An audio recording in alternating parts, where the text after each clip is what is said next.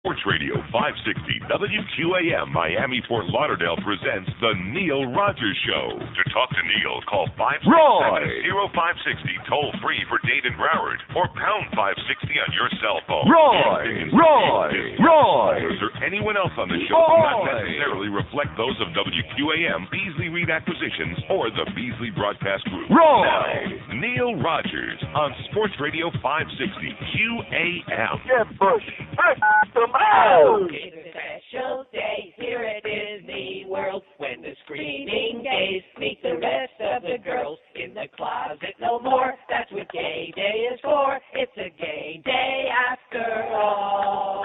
It's a day of fun when we wear red shirts, and when we all come, you can hear the squirts. We can tickle and tease with our manicured goatees. It's a gay day after all. We'll be holding hands in Adventureland and watch the Liza Minnelli marching band. We'll make tourists shriek with a kiss on the cheek. It's a gay day after all. We can wear tight shorts made of gold lame and wear mascara like Billy Zane. We can mince away as we prance and sashay. It's a gay day after all. MGM will have a celebrity ball hosted by Rip Taylor and RuPaul. Eddie Murphy, Monkey Rock, not to mention Pete Like Hot. It's a gay day after all. It's a gay day after all. It's a gay day after all. It's a gay day after all. It's a gay day after all. What's that you got hanging out of your shorts? Oh, you noticed. Turkey leg. Anybody want to buy a big, a bootleg black dildo? Huh? Uh-huh. Go see Joe Zagacki. Roy! Oh, maybe Joe Zagacki's got him, too. He's right next door to Roy! Okay. Where do I start today, you know? Where do I start? I came in here with one agenda, like a regular show, and then all of a sudden, for the last hour and 10 minutes, we've been terrorized by a madman. We've been terrorized by someone grossly, grotesquely, whose behavior is unacceptable. I don't want to mention Todd Dreck on the air, but I will anyway. I'm sitting here minding my own business, clipping some stuff out of the newspapers. George is in there doing his thing, whatever he's doing, and we're, minding our own business, getting ready to do a radio show. Trying to put the new Boca Brian bits in his mouth. Yeah, which we didn't get around to doing all of them, by the way, because somebody came in here. Two people came in here. I realized I did go in there and I took a look at the studio just so I could see my mentor, Geldy, and I'm calmed down a little bit, okay? Now, Geldy is my hero. He taught me my new philosophy of life, which is... I don't give a shit anymore. Right, and he's right on target. Thanks, Geldy. You're my hero. And you know something? For the last couple of months, generally speaking, I've held to that pretty well. Generally speaking. Now, when it came up with my paycheck a day late, I did make an exception there. It frosted my ass a little bit. As a matter of fact, I was heading out to dinner last night, which I'll tell you about later. Heading out to dinner, and Mandich had just come on the air, and he started out, and he was talking about the fact that they thought the ball game was going to be at 8:30. The pregame last night, it turned out to be 9:30, and it was still a loss anyway, but nevertheless. And that he got a message from Duff that he would have to work 3 hours last night, or 3.5 or whatever, and that there would be compensation, though, because there actually would be some checks in the mailbox when he came in. And then he proceeded to read the dates on the paychecks that he got. The first one was 4/11. Then there was one 4/18. These are the dates that the checks were written, okay, over in Naples. Then there was one 5/11 and 5/18. So in other words, 4/11, that's well over 2 months ago. And he made an excellent point. He said, the Beasley Reed people, he said, this is the way they do business. They would rather have the money in their bank account than you have it in yours, as long as possible. Am I right? Yes! Yeah. And I squeezed myself with excitement. I was so, the fact that somebody else had the balls on their station to tell it like it is. Nice going, Mad Dog. There's the one guy. All right. Don't suck any ass. That's right. That's the way they do business. But you know something? Even the check, okay, it showed up bright and early the next morning. It was one day. I mean, not the way you really do business, but nevertheless, crap happens, okay? Don't have a nervous breakdown about it. And I didn't. But this morning I'll make an exception. Because I already had a nervous breakdown in this place, thanks to... First, Screw Ann, our sales manager, comes in here, speaking of... Roy! And that big black dildo. Screw Ann comes in here, and I want you to picture this scene. It's about 6:40 because I'm in here. I don't know. It's Tuesday, so my maid comes on Tuesday. I leave the house earlier on Tuesday. I'm sitting in here. George is in the other room. The door in between these two studios is wide open. It's the sounds of silence. I have the monitor turned down. There's nothing. There's no sound at all. So Luann comes in the other room and says to George, like that, in as low of a tone as humanly possible, to make sure that I wouldn't hear that she was up here on behalf of one of our sales holes, who was the most unctuous excuse for a human being I've ever. The 39 years I've been in radio. 39 years, I have never encountered a Todd Dreck. Ever. And look at all the sales holes that I've screamed about and carried on about over the years. Is there anybody even close to his category? No. No. And by the way, you can go run to Ray Perry all you want. Ray Perry hasn't been anywhere near this studio since the week before April 1st when the Marlins season started. Walked in here and handed me my Marlins tickets and the parking passes. Haven't seen hide nor hair. I saw him in the hallway one day. That's the last time I saw one of our 85 sales managers, Ray Perry. So Ray Perry hasn't got a freaking clue of anything that's going on in the studio when it comes to copy, when it comes to clients, when it comes to the program, when it comes to ratings, when it comes to anything that's going on in here. Because God only knows what his official function is around here. He's another guy with a title that we have no idea what the hell he does. Because it sure has nothing to do with this show. And so finally, after Screw Ann leaves here, whatever she's whispering into George's ear. She was whispering, please make those air checks. Please refuse to make for right, air checks that you're refusing to make for Todd. Because you're a bastard and a liar and a piece of crap, George. Because you're a troublemaking little spick. What's your point? So she no longer, the door hasn't even hit her in the ass yet on the way out, and all of a sudden the door swings open, and here comes public enemy number one, Todd Dreck. Yeah, we'll give you an air check of this, okay, Todd? The whole show today, we'll give you an air check of. Because your behavior is effing unacceptable to me, to George, to anybody else with a brain, to the people on the worst team there in the morning who were, as soon as they hear your name, they were doing cartwheels and screaming and making guttural sounds. How is it possible? You know, the people over there at Queer Channel, at INZ and IOD, the Queer Channel people, Pete Bolger, Ron Wolf, they couldn't believe, first of all, that we hired Fat Boy. That was number one. But Fat Boy, like I said, he's a machaya. He's a mensch compared to this guy. We love Fat Boy. And then when they hired Todd Dreck in the sales over here, they were all going like, oh, my God. Yeah, like that. What are those people thinking about? You see, this business isn't really all that complicated.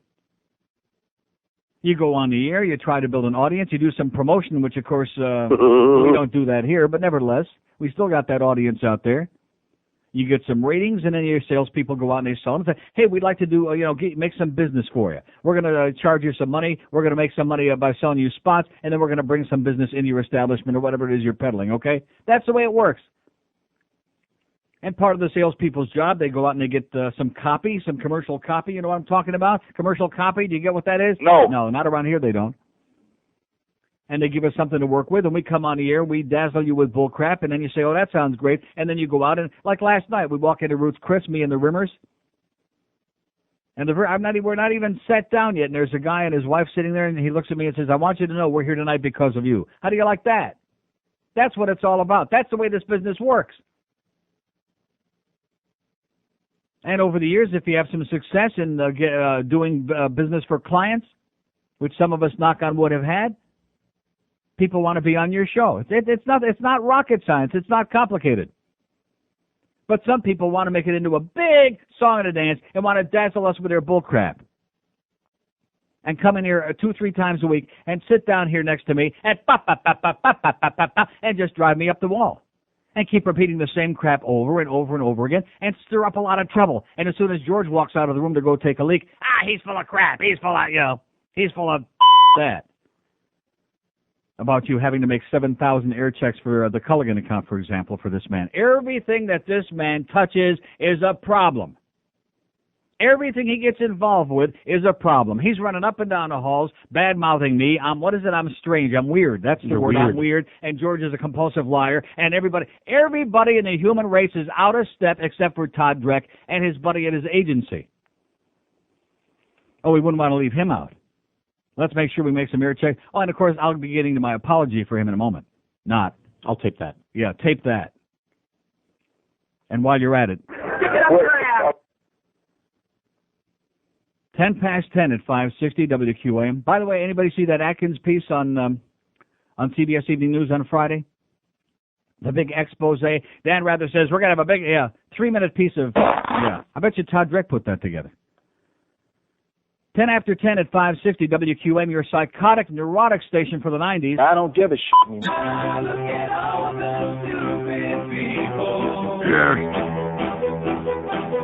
President Clinton slipped with the tricks and as sly as a rapist can be. Definitely lied to the country, lied to the Congress, the Senate, his wife and his kids. You know that he did all the stupid people. Why do they trust that bum? Gullible, dumb people. The truth is almost gone. President Clinton stays at the helm because fools close their eyes to his crimes. Every time public opinion simply approve of his history of blatant deceit. How can that be?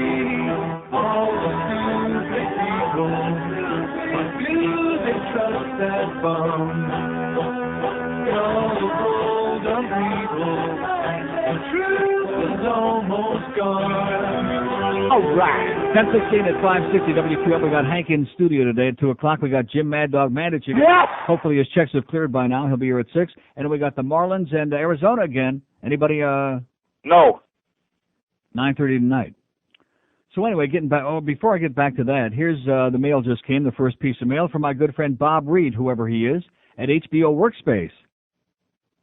And he says, Dear Neil, I heard from friends in Miami that you did not enjoy our HBO special, Juror Number 5. Did I enjoy it? No. No, it was pretty crappy. I mean, some of it was kind of interesting, but number one, it was misleading because you really got the feeling that she was from the criminal trial and not from the civil trial. And then number two, there were like it was a 50-minute piece that could have been on in 20 minutes because there were like these long, did you ever wind up seeing it? Good. Because it sucked. Long pauses and she's sitting there thinking and, ponderous. He says, I appreciate your opinion and thank you for watching it. I'm sending you a copy of some of our other work in a previous HBO special, Drop Dead Gorgeous. Maybe you'll enjoy it more. Regards, Bob Reed at HBO. How do you like that? So somebody must be listening to this show besides Todd Dreck. Where do you even begin with this place? Like I said, keep in mind, I don't give a shit anymore. I don't want to regress and do one of those shows where an angry show where I go into a big song to dance and start whining about all the terrible things. I mean, we learned a long time ago, and it took us a year and a half, at least for me, to finally accept the fact this is not a real business. This is not a radio station. It's not a Chinese laundry. This is just, I don't know what it is. It's a fraternity for Greg and his inner circle, the Untouchables, and the rest of all the stuff that goes on. It's a way of a lot of us making a living. But other than that, all I can say is, I don't know. I really don't know what it is. But something like it's started to get to the point where we're having a pretty good time last couple of months when you adopt that attitude. Thanks again, Geldy. Yeah, you have a much better time when you finally say, okay, we give up. You've got us beat. You don't care, we don't care. That's a way to do it. Much less stress. Everybody's in a better mood. And I was thinking to myself when the check showed up a day late last week, I was thinking, things were going too well. You know what I'm saying? Everybody was having too good of a time. We had that great winter book, the best book in the history of this radio station. Everything was going along a little bit too well. So needless to say, there had to be some chiggers in the woodpile who want to make a mountain out of a molehill and start crises. And, of course, there are those people, I'm sure you people that work out there, wherever you work, there are one or more people who exist. Their whole purpose in being there is to stir up all the crap they possibly can. In our business, they're called professional crap disturbers. Or something that begins with SH that sounds like crap disturbers. And they spend their time running around the hall, stirring up as much hate and as much divisiveness and bad-mouthing this one and stabbing this one in the back and just stirring up a bunch of crap all the time. Crap disturbers. Now, I don't know about you, but, it seems to me that I wouldn't have too much time in my life for people like that. In other words, if they were in my midst, I would want to be getting rid of the gorillas in our midst. You know?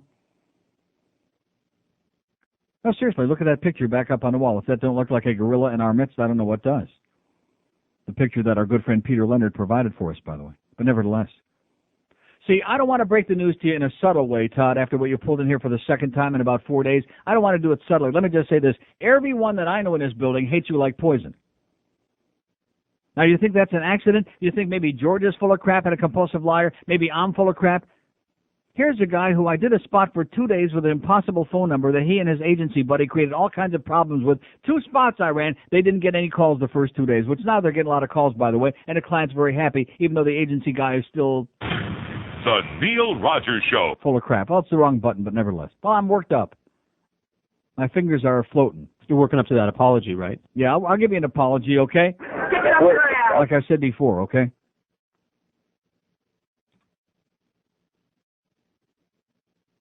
What? Someone's knocking at the door. Someone's knocking at the door? Maybe Roy came to bring us our black dildo back. Maybe he hasn't sold it yet on the black market, so to speak. Maybe he hasn't peddled it yet, bootleg. What is that? Oh, great. Thank you very much, sir. God bless you. Neil God, get a friggin' life. Isn't that great? Whatever that means. So anyway, getting back to this gorilla in our midst. His sole purpose, I guess, for being here is to create problems. And all of this started this morning over again for the 4 millionth time this month, wanting George to make an air check of another commercial I'm doing on this show. In this particular case, I have a piece of copy. I won't mention what client it is because it would be too embarrassing to everybody concerned. The date, the last time the copy was changed was 11/16/98, 7 months ago. 7 months ago. And by his own admission, has he made a copy of the piece of commercial copy in there No. for these people, which would be very easy as opposed to coming in there and asking you for the 25 millionth time this week for another goddamn tape air check, which they don't even have any cassettes left anymore because he's caused you to use them all up with the other 45 million air checks. I'm lying about that, though. And, of course, you're an effing liar. As soon as George goes out to take a leak, he says to me, George is full of crap. Todd, I want you to understand right now, we're all full of crap. The world is out of step. You're the only one who's in line. The whole world is out of step. Todd Dreck, he's in step. You are the most unctuous person I have ever worked with in this business, 39 years this summer that I've been in radio. I've worked with good people. I've worked with marginal people. I've worked with nice people, evil people, competent people, incompetent people. Over a course of 39 years, I've worked with a lot of people. I don't want to see you again. I don't want to know from you. I don't want to see you. Like I said before, if you have a copy change, slip it under the door. But the idea that any asshole is going to come in here for the second time in just a few days before I go on the air and sit here and do like a half-hour seminar and try to get me into a state of frenzy over nothing. Here you go. Here's the copy. Go in the copying machine that actually works in the hall. Make a copy of it. Take it to the client. Revise it. Change it. Add to it. Delete from it. Do something. That's what you're getting paid for. That's part of your job. Go do it. And stop creating crises. And then he runs out of here after I just lost it. Runs out of here and runs into Ray Perry like a child in the going home to mommy and daddy. Oh, Billy beat me up at school today. Runs to a man that we haven't seen in 3.5 months about anything related to sales, who's only one of the 25 sales managers here at QAM. Now, just stay calm. Keep in mind. I don't give a shit anymore. That's right. But today I'll make an exception of that. See, they're trying. Like I said, things were going so goddamn well. But because of the very inept management that we got in this place, it just doesn't stay that way for too long. There have to be people like this, just out of control, like whirling dervishes, and nobody seems to be able to control them here because nobody has any authority except for one man. He's too busy looking for those old pictures of him with his blonde hair. Oh, that's what he said this morning. He's still getting the pictures doctored to prove that's his real family.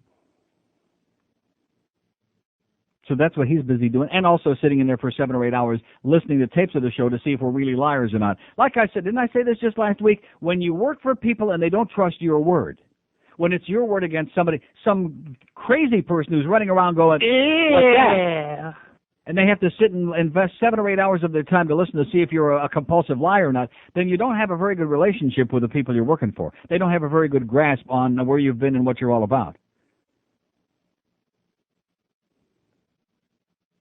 It's tragic. It's pathetic.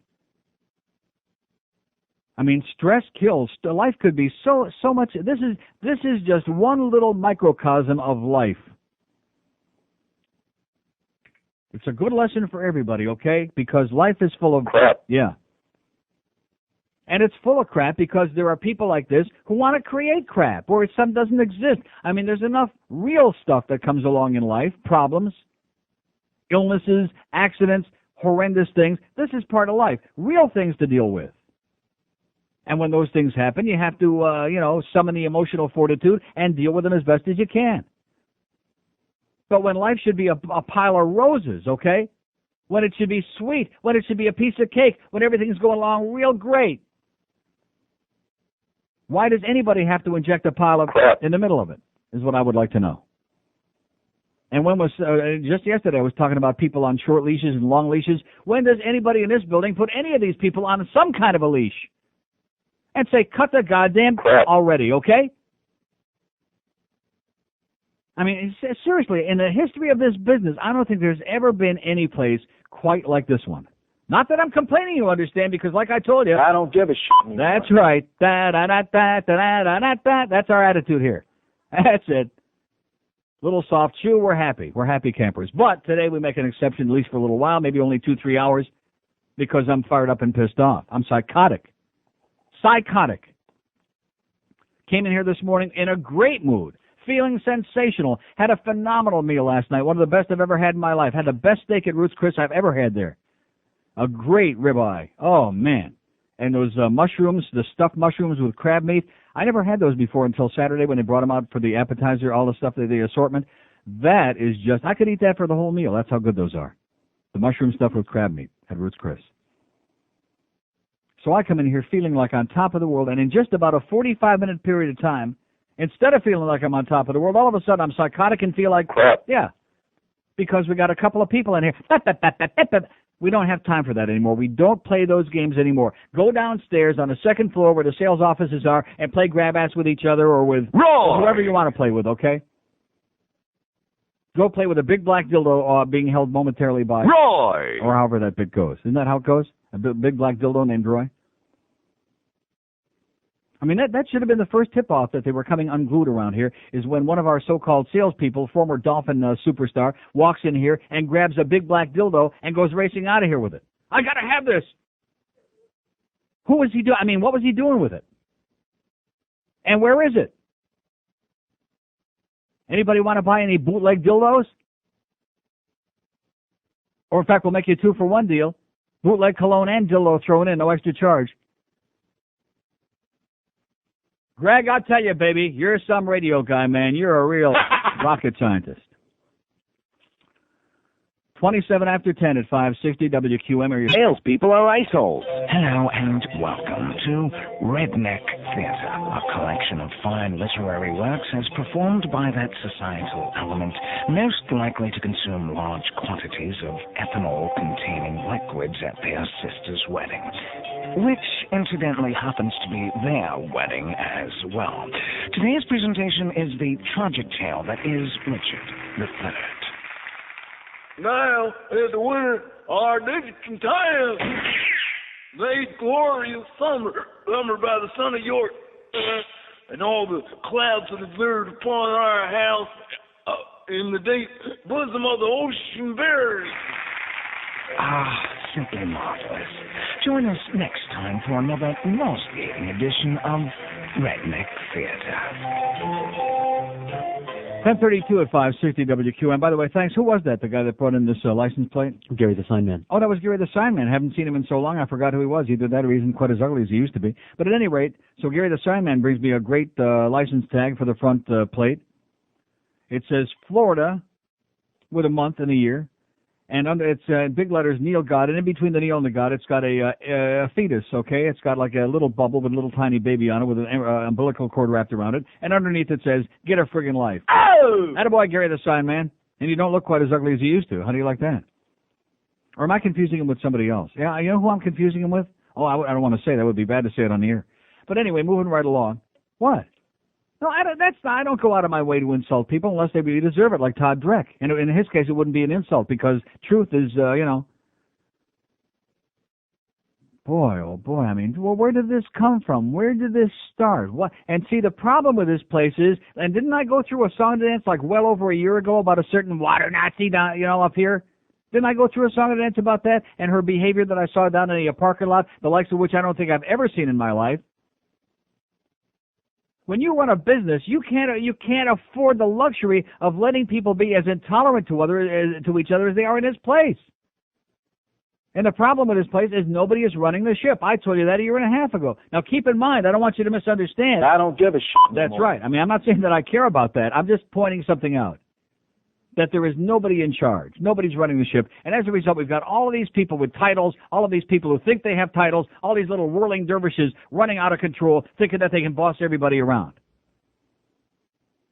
And, of course, usually they're bossing the underlings around. This place is famous for that. People who want, make their penis swell, even the women, by bossing around the underlings, board ops, people, little Weasley people, board ops, interns, that kind of stuff.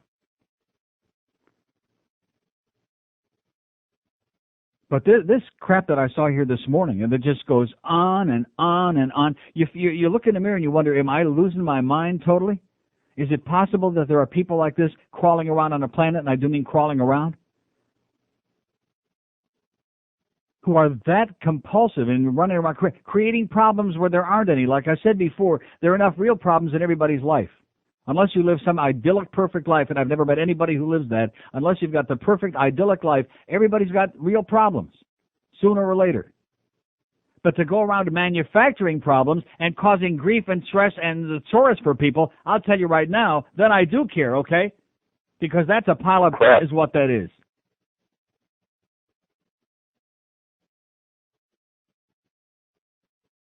The same guy that was running around in the hallway, Neil is weird, now George is an effing liar, and everybody in the world is an asshole except this guy and his good agency buddies.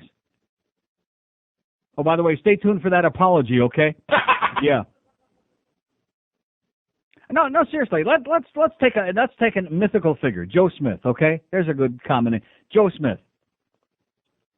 And you have Joe Smith creates some kind of a problem in your life. You haven't even met Joe Smith, but he does something to, create a problem. You talk to 50,000 people and you say, what do you think of Joe Smith? And 50,000 people all say, he's an asshole. What do you think? What do you think that means? I think it probably means he's an asshole. Yeah, it's not that difficult. So you can go and create problems if the morning people want to deal with you, if Hank wants to deal with you, I doubt, or Ed Kaplan, or the people on the weekend, Mad Dog, Kimba, anybody wants to deal with you, Todd. Be my guest, okay? Have a wonderful time. Disrupt their lives. Go in there and give them a big song and a dance. But I got news for you. Stay out of this room. I've said that before, only this time, this is the definitive time. This is the last time. Don't come into this room. Don't come into the studio. Don't come into the other room where George is sitting because he's a compulsive liar. He don't want to deal with you. I won't do business with Todd Dreck. Under any circumstances, I will not speak to him. I won't have nothing to do with him. And now here's another one. And like I said before, all the years I worked at all these other radio stations, including in this town, KAT, W Snooze, INZ, IOD, Zeta, all these other stations, I would be hard-pressed to tell you anybody that I didn't speak to. Can you think of anybody from the 9 years at IOD that there was such a hostile relationship that we didn't even speak to them? Highboy used to have the title, but we still spoke to him. Oh, yeah. Well, I mean, he's at least comic humor, just from the fat bouncing around, just from hearing the stories about all of his exploits driving everybody else nuts. Not one person in all those years. And yet here in a year and a half here at WQAM, maybe it's just bad luck, or maybe I've turned into a sour, old, nasty bastard, but I doubt it. Maybe it's just bad luck or coincidence, but look at the growing number of people that you really don't want to be anywhere near. That you not only don't want to speak to, you don't want to see them, you don't want to know from them, you don't want to smell them. You don't even want to hear about them. You don't want to hear their name mentioned, God forbid. And don't look at me, mister, because you created this, okay, by your behavior, by your incessant nagging. And I mean, if I want nagging, I'll go to mommy's for lunch, okay? I don't need it from some stranger with a name like Dreck. And boy, talk about truth in packaging.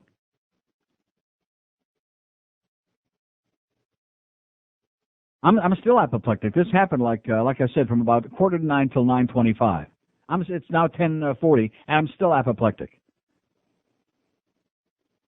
And when's the last time in all the years you worked on this show that you saw me just go off the deep end and scream and just lose it with anybody like that? Could count on one hand. Yeah. Never like this. No. And you wonder why people kill their nagging wives or mothers or whoever it might be. You know what I'm saying? I mean, you can nag somebody to death. It's like taking that spear and sticking it in there and just keep twisting it and twisting it and twisting it and probing and poking, and finally they say, get out of here. And don't come back too soon, okay? Go do the search for that big black dildo that's running around, that's floating around the building. Go ask Roy if you can borrow it, and then... Stick it up your ass. Yeah. I feel better now, though. Not great. I feel better now. Look at all the people that had to get involved in this. We had Duff involved. We had Krome involved. We had Ray Perry involved. We had Greg Reed involved, taking time away from his valuable picture doctoring in the other room. And the two of us and him, half of the goddamn staff was involved because somebody evidently don't want to do his job. Service the account, get us some copy, give us some feedback. Are they getting results? Are things okay? Are they unhappy? Like everybody else does. Like everybody else in the sales department does, with no questions asked, no problem, because that's the way it's done in the business, okay? That's the way real salespeople do it. Instead of creating a goddamn mini crisis over every time somebody don't smell the way you want, okay, Todd? Unctuous, unacceptable, vulgar, grotesque, puke-inducing, subhuman, scumbag. And to make it even worse, he's an asshole. But other than that, and being full of crap besides. 20 before 11 at 560 WQAM for over... Were you fudge packing?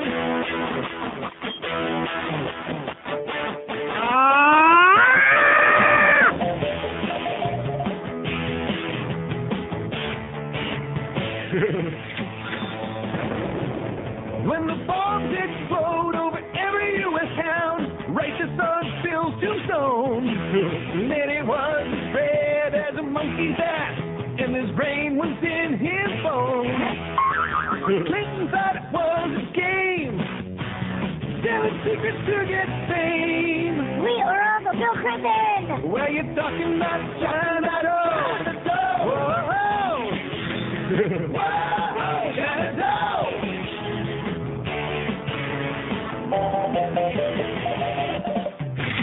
His campaign was funded by the commies and trade for the plan to make some moves. The trader sold us out, never thought it was wrong. He's made a career of screwing on sides. Now we're not safe from the red Army states. Clinton don't seem to care. Hail to the coward in chief. Oh no!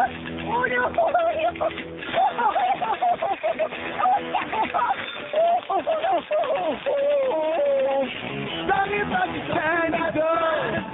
Whoa, whoa, China dough.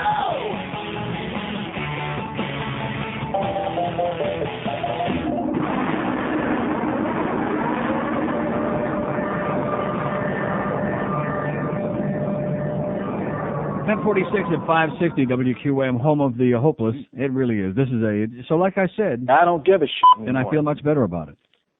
Anyway, here's our letter of the to the editor of the day. This one in the I should start marking down which paper it is. I guess this is the Herald, and it doesn't really make any difference.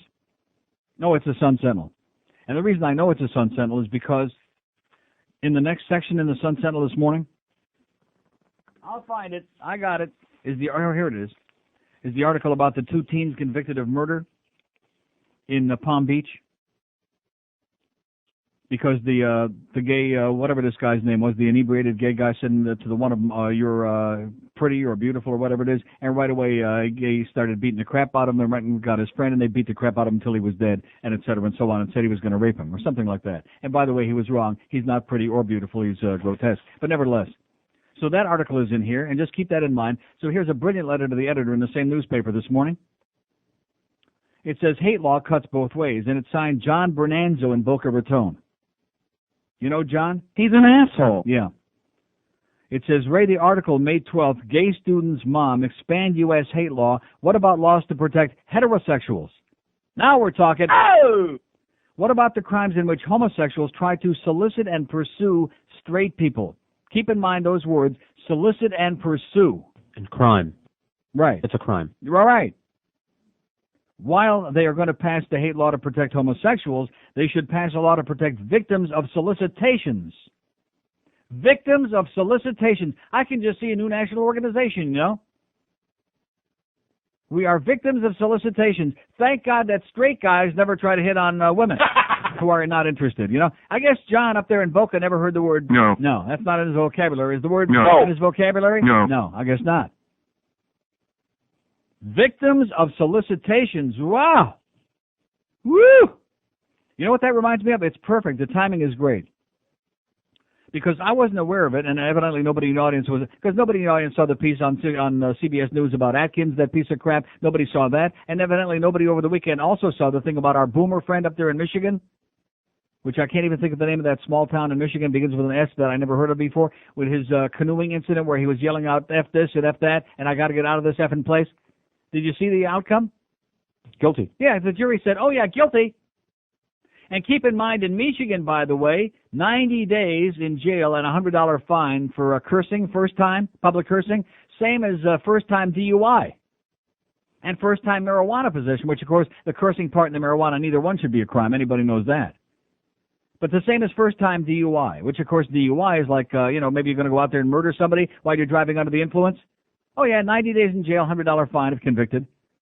The same for public cursing, for saying the F word and a few other words, which he didn't even realize that other people were hearing it. But nevertheless, there you go. Let's bring back civility to America. The word police. So I think that's right in line here with protecting victims of solicitations. And if we're going to have, let's even us out now, John, up there in Boca. If we're going to have laws to protect victims of gay solicitations, let's have laws to protect victims of heterosexual solicitations too, right? Oh! There you go. All those poor women that are getting pawed and hit upon and everything else. And you see, this kind of crap, this is becoming more and more the American effing way, where a teacher can't pat his student on the back and say, good job, Johnny, or Susie, or whatever, without right away, oh, sexual harassment, assault. That's what America's becoming. Standish, Michigan. Thank you. Standish, Michigan was the town where the Paul Boomer's brother said, he said, and he shouldn't have said it because he got June 23rd, the date for sentencing. That ought to be interesting. And they asked the judge, well, do you think that do we really have time for this kind of thing? Oh, yes. Well, if we have time to, have trials for murderers, we should have time to try the crimes too. In Standish, Michigan. Standoffish, Michigan. You know what I say? Them is what I say.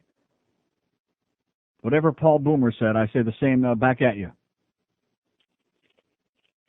Unbelievable. Victims of solicitations, which he puts in the same line. And by the way, like I've told you before, I'm not for hate crimes laws. I think the whole concept is stupid.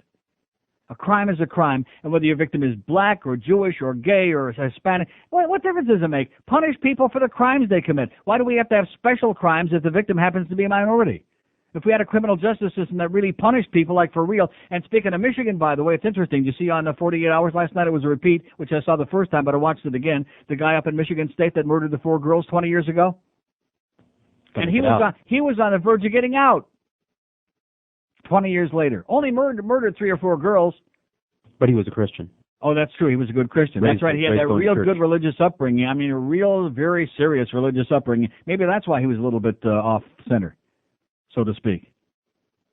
So the same state that can convict somebody for public cursing and threaten 90 days in jail and a $100 fine, a guy that goes and kills 3 or 4 young women in the prime of their lives, he's 4? Well, he killed 3, and he was on the 4th when they... Oh, that's right, when they intervened, yeah. Gave it the good old... And, of course, then he tried to kill the kid, too, the girl's brother. So there's 4 tried for 6. 20 years in jail, and only because of that shoelace thing did they finally throw his ass in there for another 20 years at least, maybe 40. On a technicality that they had to conjure up, because otherwise they were going to let his ass on the loose, who murdered 4 people. But if you're public cursing in public, then we're going to nail your ass, because we got time for that kind of crap. I mean, that's just unbelievable. And if that isn't enough to raise the thing on your eyebrows, our good, close, personal friend, Jose Lambit. I don't want to say that Jose is obsessed. I don't want to say that Jose is like a one-pony tune, one-tune, however that goes. The Ricky rumor mill in today's South Florida Insider. Ricky. I mean, this guy just, he's probably got a blow-up doll. He says, as questions about Miami's heartthrob Ricky Martin's sexuality continue to swirl. Now, let me pause right there, okay, and interject this comment. Are there any questions about Ricky Martin's sexuality? No. If you have one eye, one ear, and an IQ larger than your thumbnail, do you have any questions about Ricky Martin's sexuality? No. But Jose Lambit is just beating it to a pulp. As questions about Miami heartthrob Ricky Martin's sexuality continue to swirl, the new issue of Globe contends that Martin was once molested by Jose Menendez, the Left Coast music exec gunned down by his sons Lyle and Eric. The tab features interviews with a tour promoter for Martin's old teeny bopper group Menudo and an L.A. deputy district attorney. Both say that during the investigation of the 93 murder, police heard that Menendez spent way too much time with the group and that he molested his favorite Martin on a trip to Disneyland. Martin's L.A. publicist Kim Jackworth didn't return my call, says Jose, who also in the same column this morning tells us about that if O.J. thinks he's going to move down here, the people in Coco Plum are ready to make sure he moves out real fast. Nobody wants him here. You know what we're saying? Roy! And bring back the goddamn dildo, okay, jackass? And go sell an account, which would be a first. 567-0560, pound 560 on a mobile one line. A call in Kendall. It's been on there for 44 and a half minutes. What does that tell you, okay? Kendall, hello. Neil. Yes, sir. I've got a vent, Neil. These frogs are making me crazy. Uh-huh. I was in Montreal, and that Molson Center, the pits, huh? You ever been to that I've swill? never been to Montreal, sir. Oh, don't go. You're better off. Yeah. But anyways, I'm also Venezuelan. You love Venezuela, I heard. No, I don't. I can't stand Venezuela. Oh, but you've been to the wrong place, Neil. Yeah. You got to go to Valencia. No, I'm not going back to Venezuela. Oh, it's a you banana should. boat country. Hey, but anyways, you were talking about Cologne, huh? In Germany? Yes? You know, my grandfather flew for the Luftwaffe. Mm-hmm. But Cologne is, I heard it's a nice place. It's beautiful. So what do you think? What do I think of what? Now, should I go, or? I think that, see, Roy Foster, he's selling bootleg cologne right now as we speak. What did I tell you? What did I say in the break there? 44 minutes this guy held on. Thank you so much, sir, because at least there was a call, which we got one other one on there right now. 567-0560, pound 560 on a mobile one line. Hey, listen, it makes no difference to me because, like I said before, I don't give a shit anymore. That's right. Call if you want. Don't call if you want. I got all the great music cranked up you could ever want to hear. Like yesterday, it's a damn good thing I pulled this thing out of my ass with that Time Magazine pull. Oh, thank God for that. That's the only thing. And by the way, your responses on a scale of 0, I give like a minus infinity. Just pathetic. Including, you notice that the 20 women we had, except for 1 or 2 of them, nobody had any opinions on this. How is it possible to be walking around, breathing the fresh or even stale air, and not have an opinion on that? Everybody in the country is talking about that. All these things that stir up a lot of conversation everywhere else, do they stir up anything here? No. No, don't confuse them. Just like veggie from Boca. It's a vegetative state, baby. 567-0560, pound 560 on a mobile one line. 1056 at QAM. WQAM, Miami, Fort Lauderdale.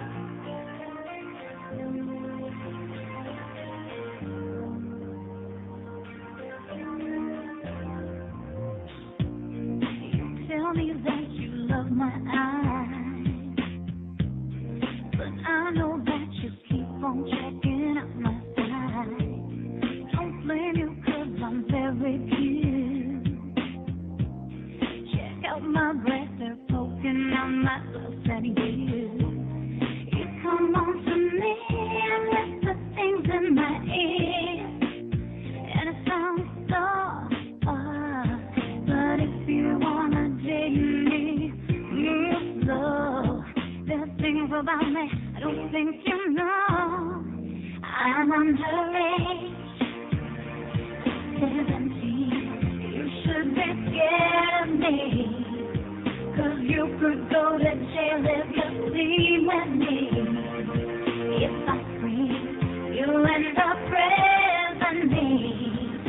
She looks 25, but she's just a teen. Perfect teeth, I bet my lips are sweet. Daddy called the cops last night. My breasts are perfect and neat because I've had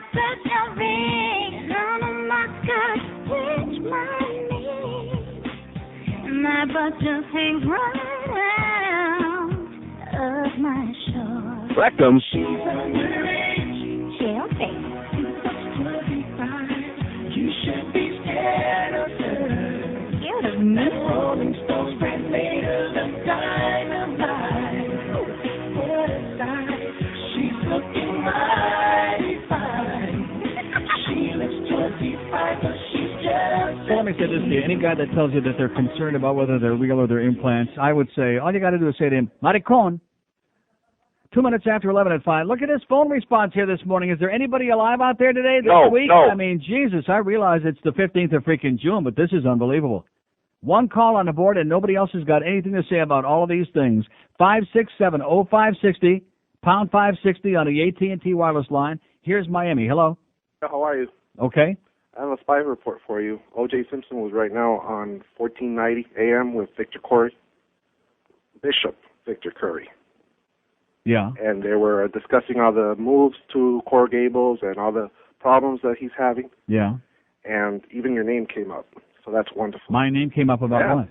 Well, he was just saying that they were talking about you, how you're racist and this and that, and you hate all this and you hate all that. Mm-hmm. And I thought it was just lovely. Yeah. Just lovely. What now? What station is that? I don't even know what station. 1490. It's a religion station. Oh, great. Well, that sounds like a good place to spread. Yeah, even the old Cubans called. That was wonderful. Excellent. Yeah. All right, you thanks just for the good news. Okay, OJ, doing with the Cuban thing. Do the Cubans want him in their neighborhood? No. No.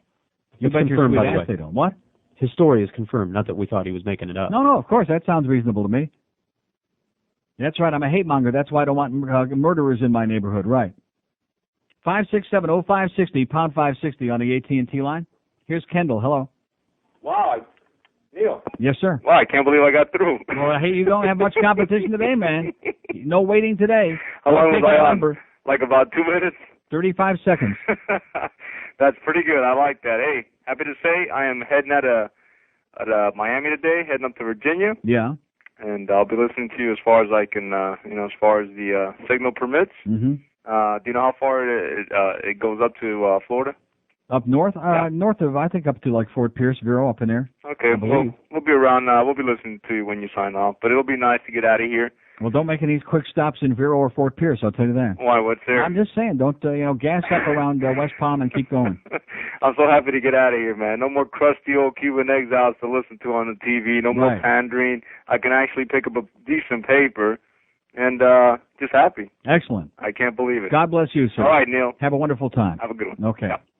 Yeah, when you're driving and you cross that border up there, even though it's Georgia, everybody lets out a big. Oh.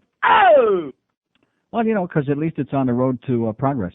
567-0560. Even I don't know it anymore because why bother calling me? 567-0560, pound 560 on the AT&T wireless line.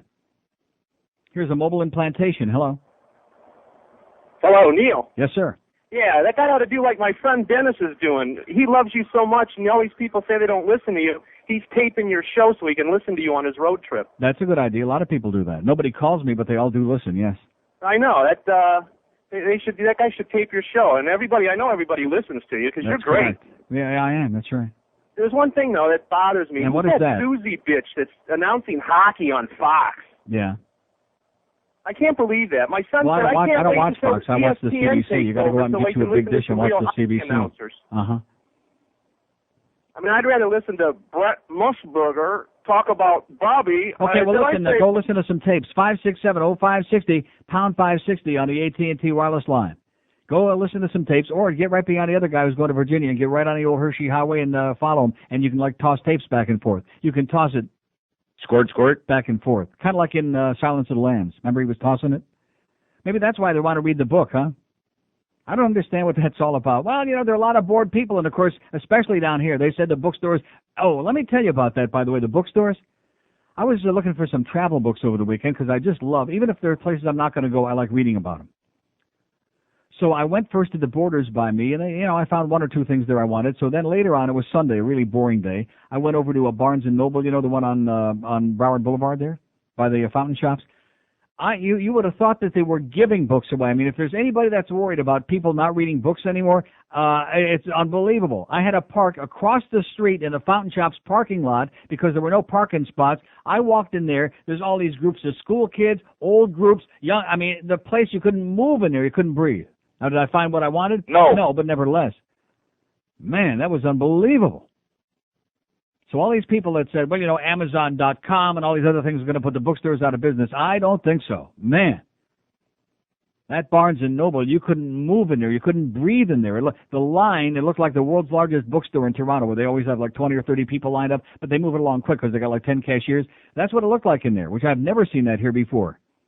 So maybe the people here are so bored by this long, hot summer that it's going to be, they're actually going out and reading something. See, in every dark cloud, there's a chigger in there somewhere. Here's a mobile in Hialeah. Hello. Hey, Neil, how you been? Great. Yeah, I was thinking about you a couple weeks ago when I was watching the horse race, and just wondering how you doing. Listen, that guy 3 callers ago, that's not a religious station. That's WMBM. Oh, 1490. Yeah. I thought that's like the Haitian station or something. Yeah. Hey, didn't you have that stretch call with Sunday Silence and Easy Go? Yeah, I did have, yeah. Uh-huh. You don't have it anymore? No. Oh, man, that made my nipples hard. I know. All right, buddy. Good talk. Okay, good luck to you, pal. Yeah, Tom Durkin makes a lot of people's nipples hard. 567-0560, pound 560 on the AT&T wireless line. You don't have to have much today, and obviously you can hear that, you know, from these calls. You don't have to have too much. Anything to kill some time between now and like Labor Day would be good. Let's see, the rest of June, and we got July, we got August. We got a long way to go, okay? A long, hot, desperate summer here in the Tragic City. It's going to be really brutal. That's all the more reason we don't want to see Todd Dreck, do we? No. It's too hot. It's too already infuriating. It's too desperate. We're working just trying to squeeze out a living here. The last thing we need is stress and grief. And, of course, they can still add to our list that we're doing for the rest of the summer of the most important person in the world and hopefully do a better job than yesterday. That was pathetic. I mean, am I the only person under the age of 60 that knows who Roosevelt was, FDR?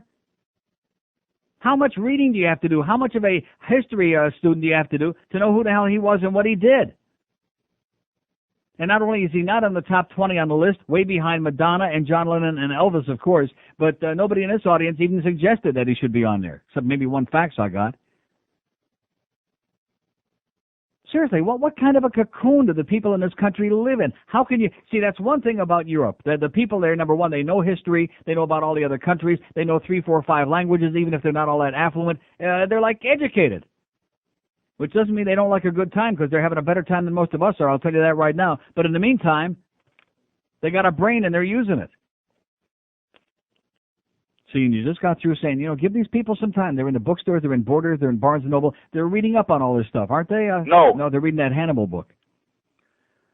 9 minutes after 11 at 560 WQAM. If you want salespeople are ISO. He's a very kinky guy. All right. He's probably done it with his mother. He gives hippies to inflatable dolls. He eats Vaseline. He got his meat stuck in the toaster. And he gets kinky with the slinky. He does it hanging upside down from a ceiling fan. He injured a midget with an egg beater. He's got the hot for Mark Simpson. Cowabunga doo. He got it on with Wilma Flintstone. Yabba dabba doo. He made love to a bowling ball 3 times. He had the Pee Wee Herman doll. Don't let it out. He's a super freak. A super freak. He's super kinky.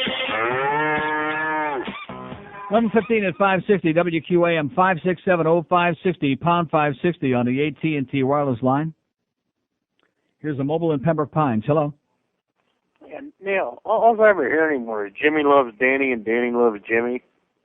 No, it's not even football season. Yeah. So what does that have to do with us? What does that have to do with our show? Just off in the corner a little bit. You won't hear nothing about it on this show. You won't hear Jimmy or Danny or Jimmy. How about Cecil? Yeah, and you won't hear about it. Call up one of the sports shows, okay, you old fart. Call up one of the sports shows and suck their ass with your boring crap, okay? Jimmy loves Danny. You're exactly what's wrong with this radio station. There is callers like you and Lou on a mobile that wouldn't know Stu Barnes from goddamn Stupendous. Jesus Christ, I know it's going to be a long, desperate summer, but give me a break. Geezer like him? I thought the geezer was in Philly now. It's the geezer. Here you go. Oh, here's another greasy one. It's in. 567-0560, pound 560 on the AT&T wireless line. Call up Eddie K tonight after the game. Although I don't think he's going to be on tonight, is he? Oh, no, that's tomorrow night. He'll be on tonight. Oh, there goes that fan. I got that thing cranked up. Listen to that. It's a little on the rusty side. Here we go. It's taking off. Look out.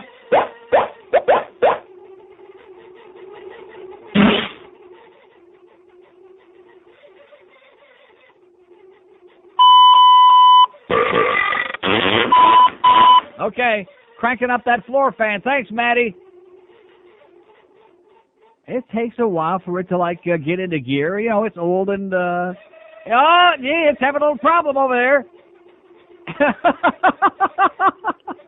Come on, calm down. Come on.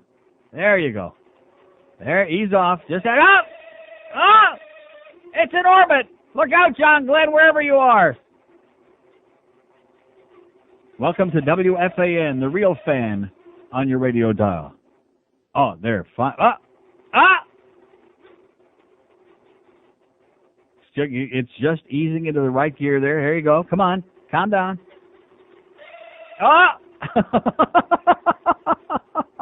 See, we don't have real air conditioning in here, so we have to have this floor fan, which for some reason I've been able to keep fairly calm down there. But today it's just, I think, you know what it is? It's a delayed reaction to Todd Dreck being in here. It's kind of like me going, wow. Oh, there it goes. Finally. That was beautiful. Woo! Man, I thought that thing was actually going to take off. That was farther off the ground than Ricky Martin. Here's a mobile in Naples. Hello.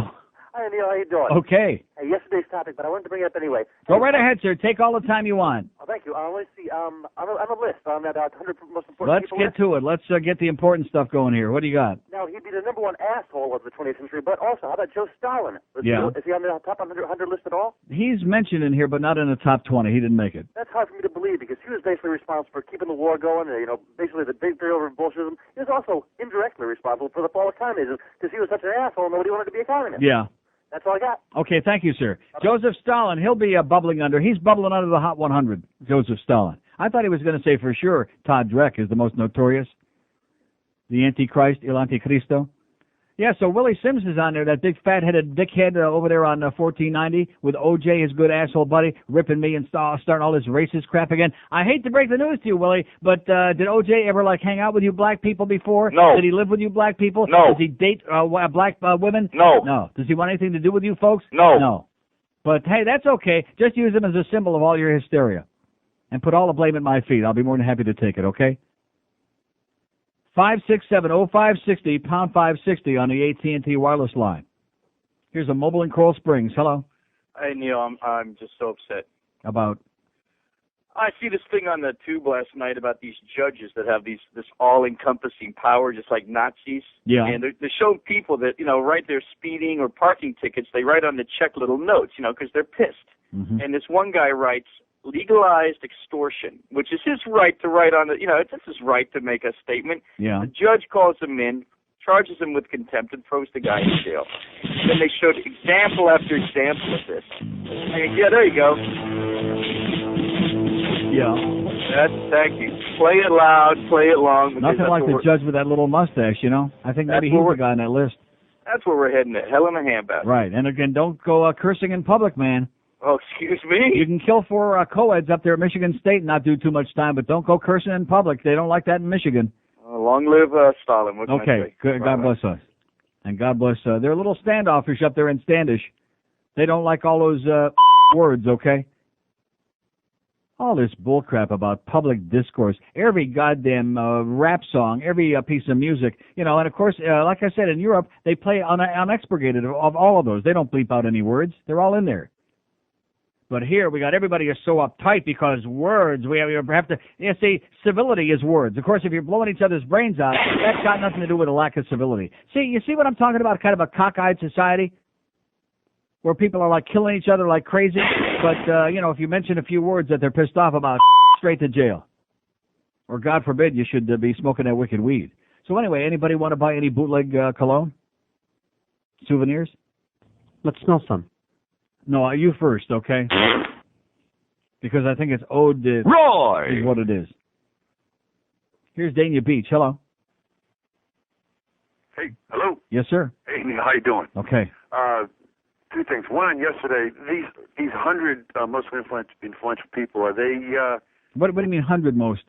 It's supposed to be one. They're looking for the most, not 100 the most most. influential. So Person of the century, the most influential person of the 20th century. And they had Elvis and Madonna. Elvis is number 1. No. Yes. Okay.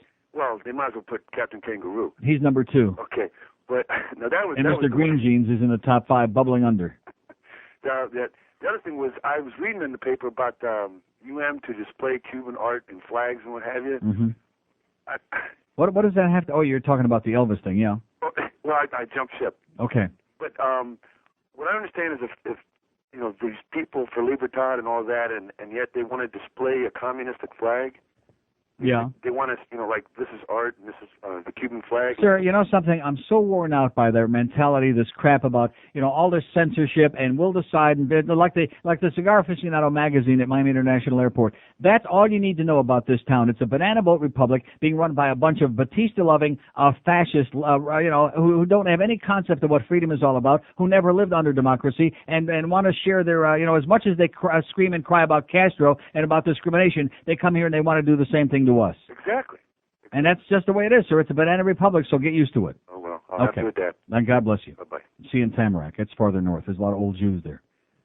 567-0560, pound 560 on the AT&T wireless line. Here's Palm Beach. Hello. Neil. Yes, sir.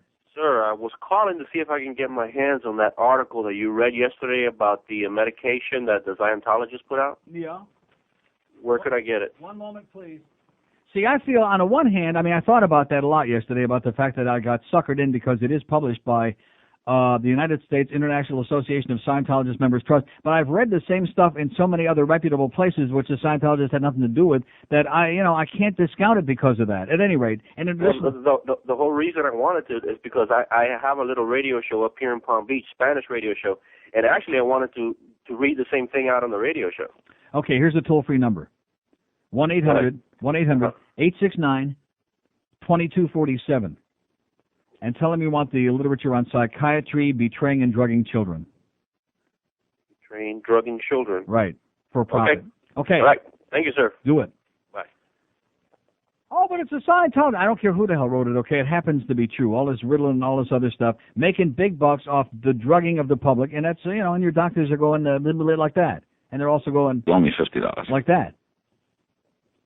567-0560, pound 560 on the AT&T wireless line. By the way, I'm delighted that Willie Sims let everybody know that Neil Rogers is the only one in South Florida that doesn't want O.J. living anywhere near him. Although if you read Jose Lambete's column this morning, evidently there must be some people in Cocoa Plum who aren't too crazy about it either and getting ready to do whatever they can to make sure his ass is out of there, if it moves in. Here's a mobile in Deerfield. Hello. Neil. Yes, sir. I got the perfect person for the century. Yes? Debbie Miller. Who? Debbie Miller. Demi Miller? Debbie. Who's Debbie Miller? That supposedly head of the racing commission. Okay, 567-0560, pound 560 on the AT&T wireless line.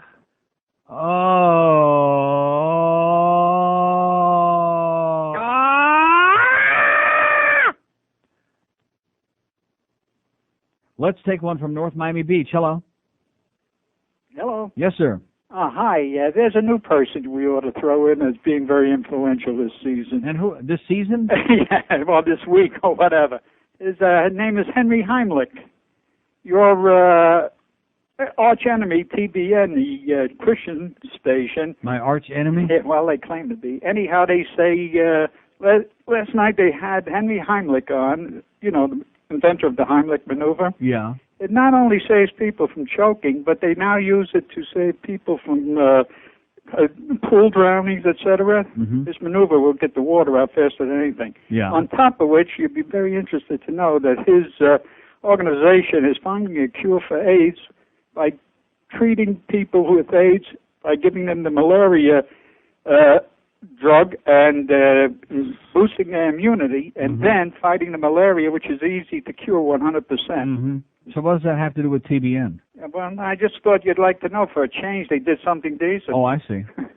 Well, maybe he put something in the pot for Jan. And I also like to throw in Jonah Salt. Maybe he brought some makeup for Tammy Faye or for Jan Crotch. And how about Jonah Salt? Yeah, several people mentioned him, sir, and you're absolutely correct. Okay, thank you. Okay. Okay, anybody dropping their teeth down their throat? Heimlich maneuver, pop them right out, baby. Like that woman at that restaurant in Palm Beach. Right down the old crapper. 567-0560, pound 560 on the AT&T wireless line. It just keeps getting bigger. This summer, there's no Lollapalooza. So you gotta see Loserpalooza. Loserpalooza 1999. New kids on the block. Gerardo. Rico. Suave. Marky Mark and the Funky Bunch. Because Marky Mark is Barry Manilow.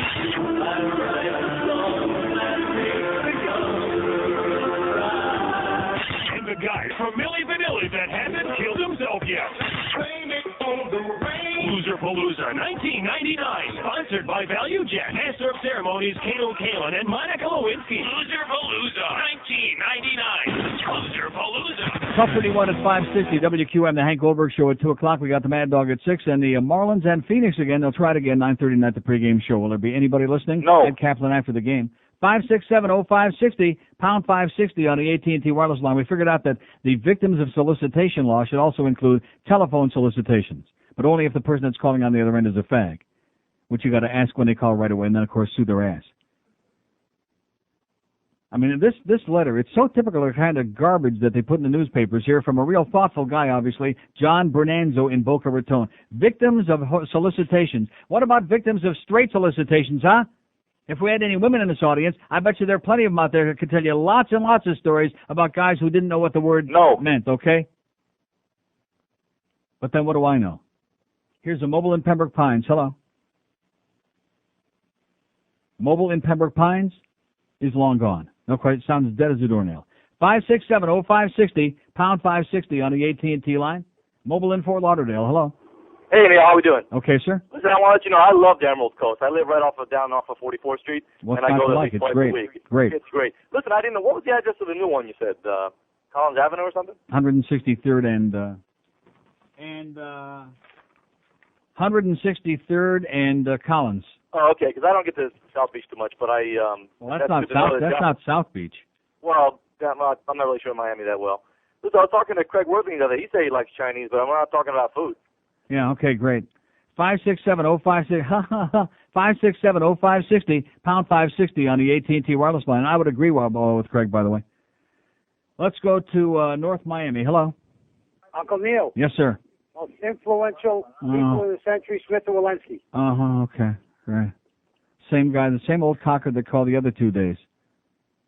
Same old cocker. Probably next door neighbor goes in there for food scraps. Oh, yeah. Yeah, he's probably gnawing on a bone right now. 600 open lines, 567-0560, pound 560 on the AT&T wireless line. They really got the grade Z material out today, don't they? Uh-huh. Oh, brother. Long, desperate summer. And by the way, only a couple more days the kids get out of school. Then, even Leon Uris never saw an exodus like we're going to have here then. It's going to be unbelievable. Hollywood, hello. Hey, Neil. Yes, sir. I'm watching TV last night and I'm flipping it, and watching all the hyperventilating news reporters at the new gaming casino down on, I don't know where it is. Anyway, I mean, they're reporting like, Las Vegas-style gaming, but it'll never be true gaming until they get the real, craps or blackjack or and real slots, yeah. And it's just so funny. It's well, who said it was real Las Vegas style? Well, that's gaming? that's how they're reporting it. Style resort. And they're just reporting it like it's Las Vegas, and it's not, and it never will be. Mm-hmm. It's just a shame that all the white trash have another place to go and spend their welfare checks. So what's wrong with that? There's nothing wrong with that. What's wrong with that? But it'll never be a true Las Vegas style casino until they get the real deal. Yeah. So, but they're not going to get the real deal. Well, because old Jeb? Maybe because of all of them. Because this is a redneck Bible-thumping state. What about Walkin' Lawton? What about Bob Graham? Every one of them. You're never going to get casinos in this state. It's a shame. Well, sniff the flowers. Get on a plane and go to Vegas, pal. I mean, you can either sit around and bellyache about it the rest of your life or go to a place where a real place. Old Jeb.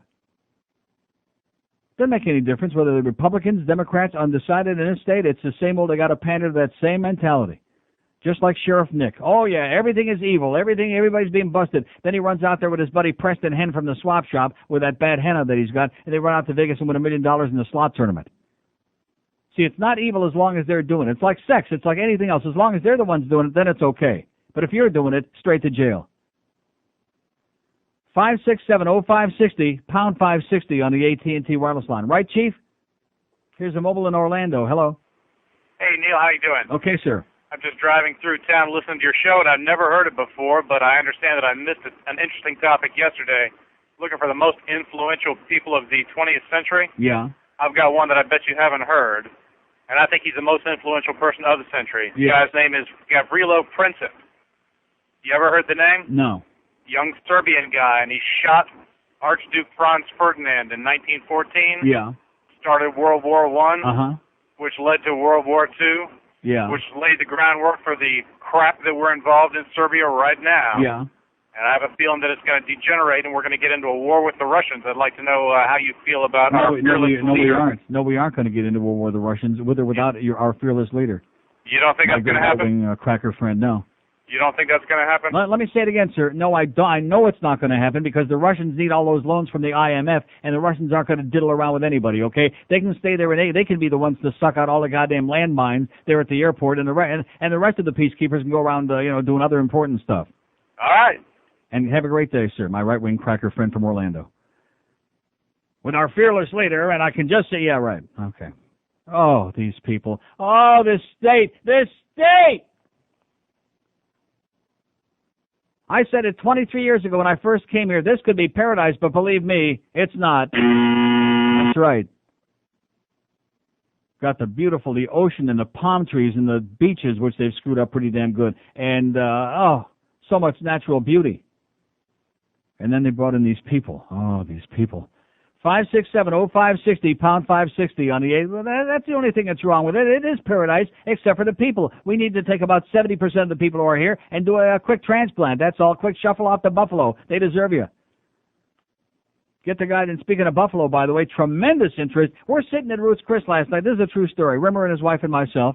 And there's a table full of people next to us, obviously from out of town. I don't know. I think they worked at some radio station. I don't know what, either some Canadian place, I think. And they're talking about hockey and about all the ex-Panthers that are on to Buffalo and Dallas now. And we're sitting there like, and of course, Rimmer being, Mr. Panther. And we're like shocked at this, that anybody down here. And then, of course, you realize they're from out of town. That's why they were talking about it. We got game number 4 tonight in Buffalo and Dallas. Like Buffalo's backs up against the wall. Does anybody here care? No. Anybody here talking about it? No. Anybody give a crap? No. No. Just unbelievable. What is it besides the same old tired, like Willie Sims on air, Hakan Chinik with his fantasized racism, and then the same old crap of the Julio stations, Radio Mambi, and to hell with Fidel, Comunista Come. I mean, Jesus Christ, it just wears you out. It just wears you out. And then all the people screaming about bilingualism and, oh, it's not going to be Vegas. Hey, get used to it, baby. It is what it is, okay? It's a big, long peninsula that's really basically a pile of crap, and we're doing the best we can. And the only way we survive, by the way, is... I don't give a shit anymore. That's right.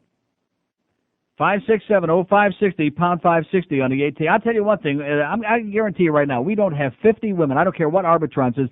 We don't have 50 women listening to this program. This radio station, I mean, I worked on stations like IOD, never had a large women audience. We used to do about a 2 share in women. We'll never do that on this station again because this station doesn't have any women audience. None. 0. I mean, we're doing that thing yesterday, the most influential person of the century. You don't have to be a man. You don't have to be an adult. Yeah, anybody. Anybody to have an opinion on that. What do we have, like 1 or 2 women call the whole 4 hours? You heard 1 or 2? Maybe 1, I guess. I don't know. Maybe none. I mean, is there anything more important than the Jerry Springer show and that goddamn insipid Oprah and those stupid books she's pumping on there? Good golly, Miss Molly. Oh, I forgot Jenny Jones. 20 till noon at 560 WQAM. You know, I absolutely want to puke. You wear those shoes and I swear I'll wear that dress. Oh, kick me. Oh. Kick me. Oh. Out on the moonlit floor.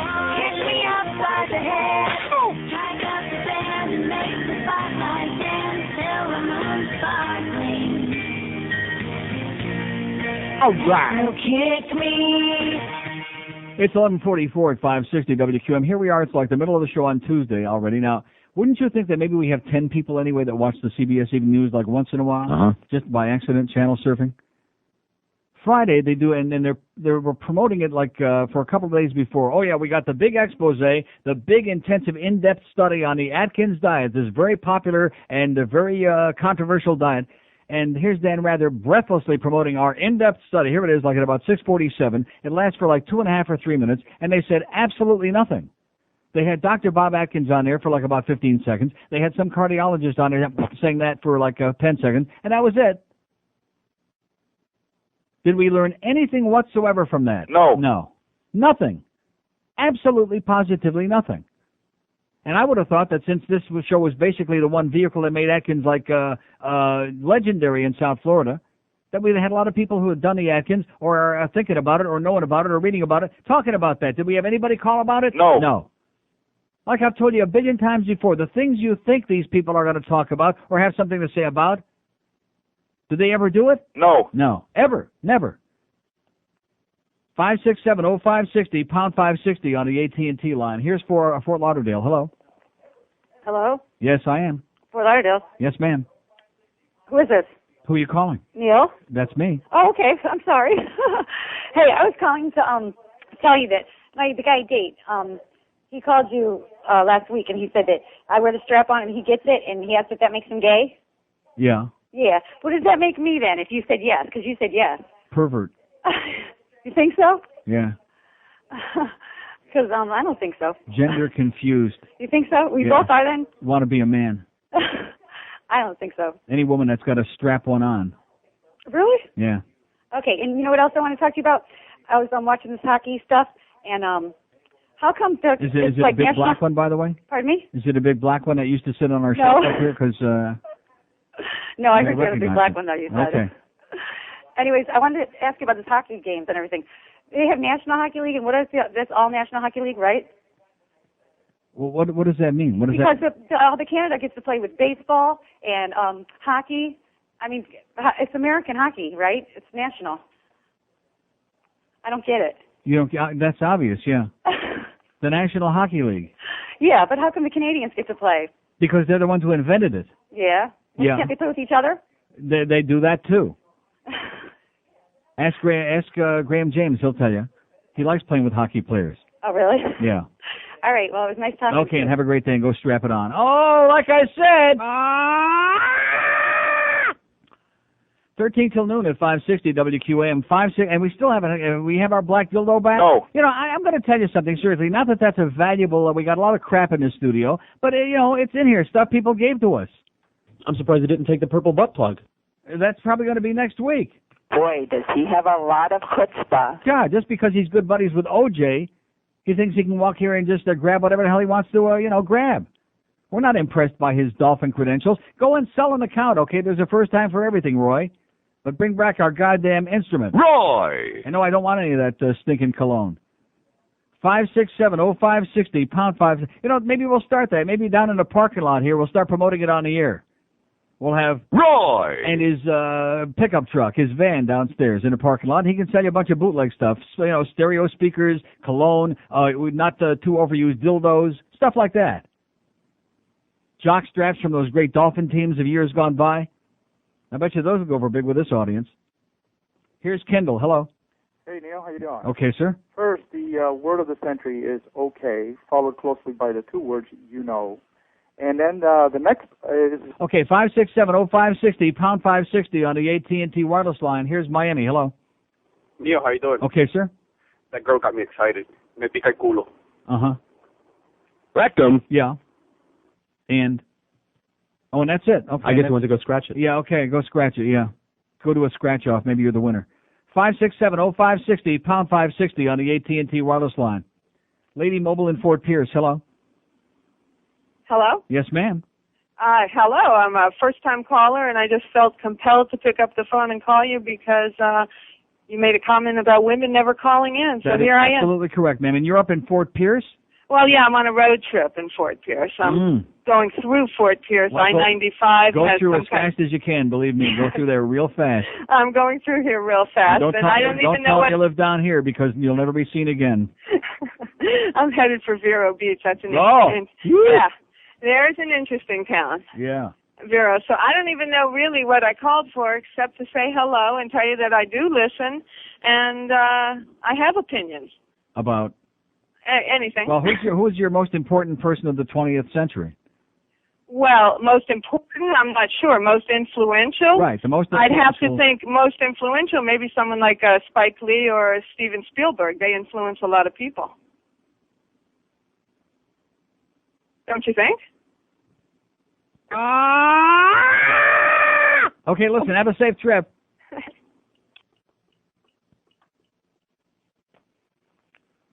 You know something? I'm not sure which one of the two. Unlike Ricky Martin, I'm not somebody who cries a lot, even though we may have something else in common, although I don't take it up the, well, but, no, seriously. But today, there are two incidents that were enough to got me so psychotic that I feel just like crying. The first one was having to sustain 40 minutes of Screw Ann and Todd Reck in here with their sales hole terrorization of us in here, with their bullcrap over much ado about nothing. And then this. An articulate sounding, I mean, she sounds like a sweetheart. She sounds intelligent. She sounds thoughtful and, an IQ bigger than her left breast. I'm not sure about the right one. But Spike Lee, and who was the other one? Steven Spielberg?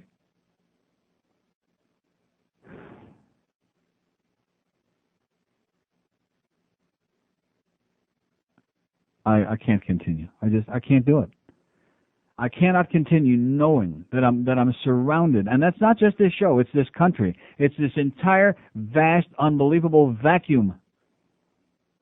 To me, this is not a difficult question. Yeah, it's something you have a lot of fun with as far as debating it, but it's not the kind of thing where you bring entertainers, athletes. Those are not the most influential people of this century. In a century where we sent men to the moon, people invented television, radio, automobiles, planes. We had a depression, 2 world wars, Vietnam, Korea. I think Spike Lee. How about Jackie Lee? Anybody go for him? Uh-huh. Yeah. Especially that race where he called the wrong, where he had Jackie Moe driving all 9 horses in the race. That one was pretty good. That was the most influential race call I ever heard. Wish we still had that.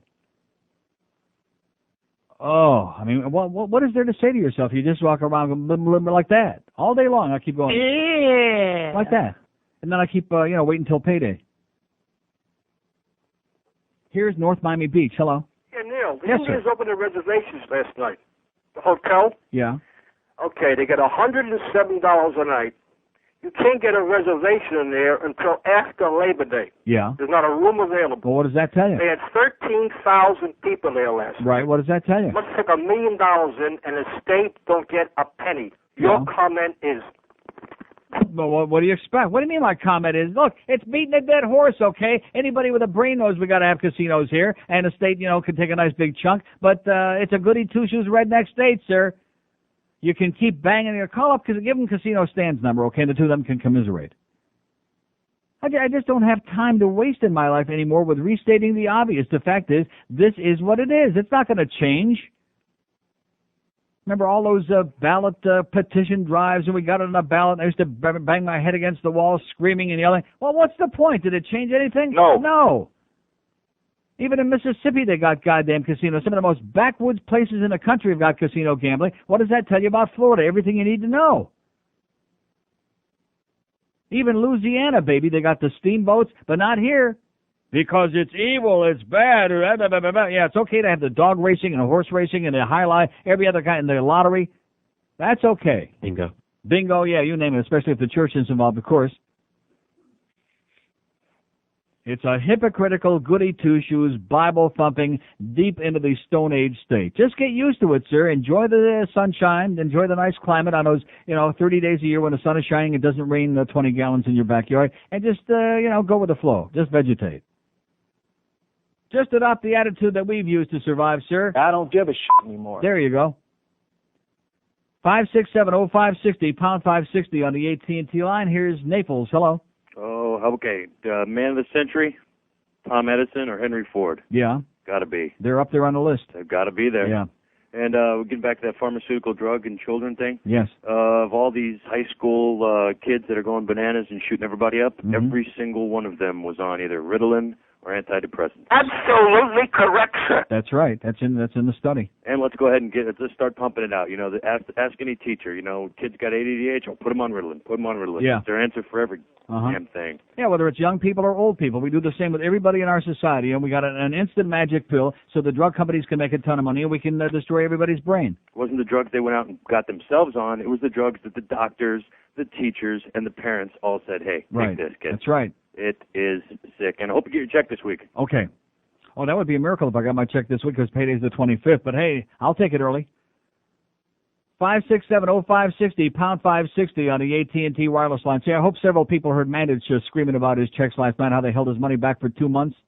Because that's the way they do it here. I don't make these things up just to be a bad guy, to be a malcontent. I like when everything goes along nice and quiet and smooth, which for a couple of months it did. And first we had that little late payday toward the end of last week, which should have been an omen. It should have been, like a little billboard for the fact there was going to be some real heavy-duty crap coming down this week with some of our sales malcontents.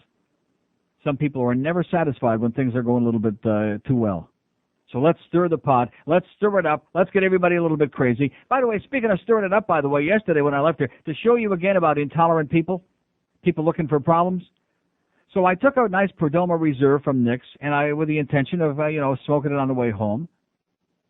And Boca Brian was standing there, who happened to have his nice big lighter in his hand, and so he lit it for me. I used my clipper in here, clipped the end, and he lit it as I was on the way out. Of course, it didn't dawn on me that I was still in our non-smoking building. How do you like that? Boy! And as I walked down the hall toward the other studio, because it was 2 o'clock and they were getting ready for Hank's show, who was out of the building, he was doing it at Shula's yesterday.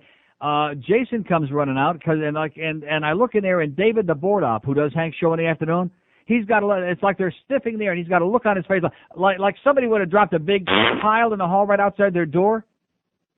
And I thought to myself, you idiot, you. I'm telling you, that's his face. Mel Torme Jr.? Yes. He had a look like somebody, like Adam from sales had just done another bad wicked BM or something that was sifting down the hall. That's normal. No, they were looking for the source of the smoke. Oh, there's somebody smoking. Oh, geez. And those happen to be great smelling cigars, too, by the way. I'm going to light one up here in a second. No, I am. I'm going to light up a stogie. I can't take this stress, okay? If they don't like it, they can blow it out their ass. I'm tired of the bull crap here. I am. I'm tired of all this happy horse crap. Can't even breathe in this room. I got to put on that 1902 fan that Edison would be embarrassed by. That's making all that creaking, although it was a nice segment there for 15 minutes while it kind of warmed up. But, if you're smoking a building, it's yeah, right. What a bunch of goody two-shoes phonies, okay? It's that time. It's almost noon now. You know what they're doing with that big black instrument that Roy took the other day, don't you? They're having a cluster with it right now. You've heard me as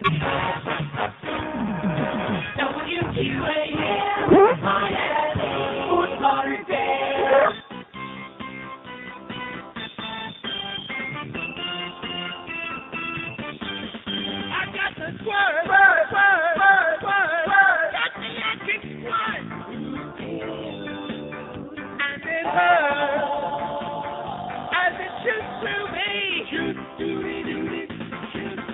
and it burns, from the paprika, and it seems like a sign to pass, a reason with me, and they lie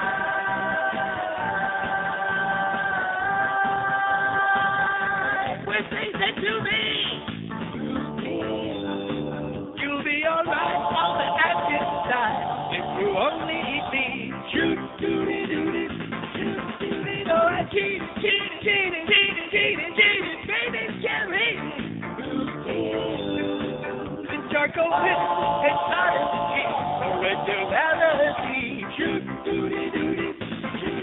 the cheese mine.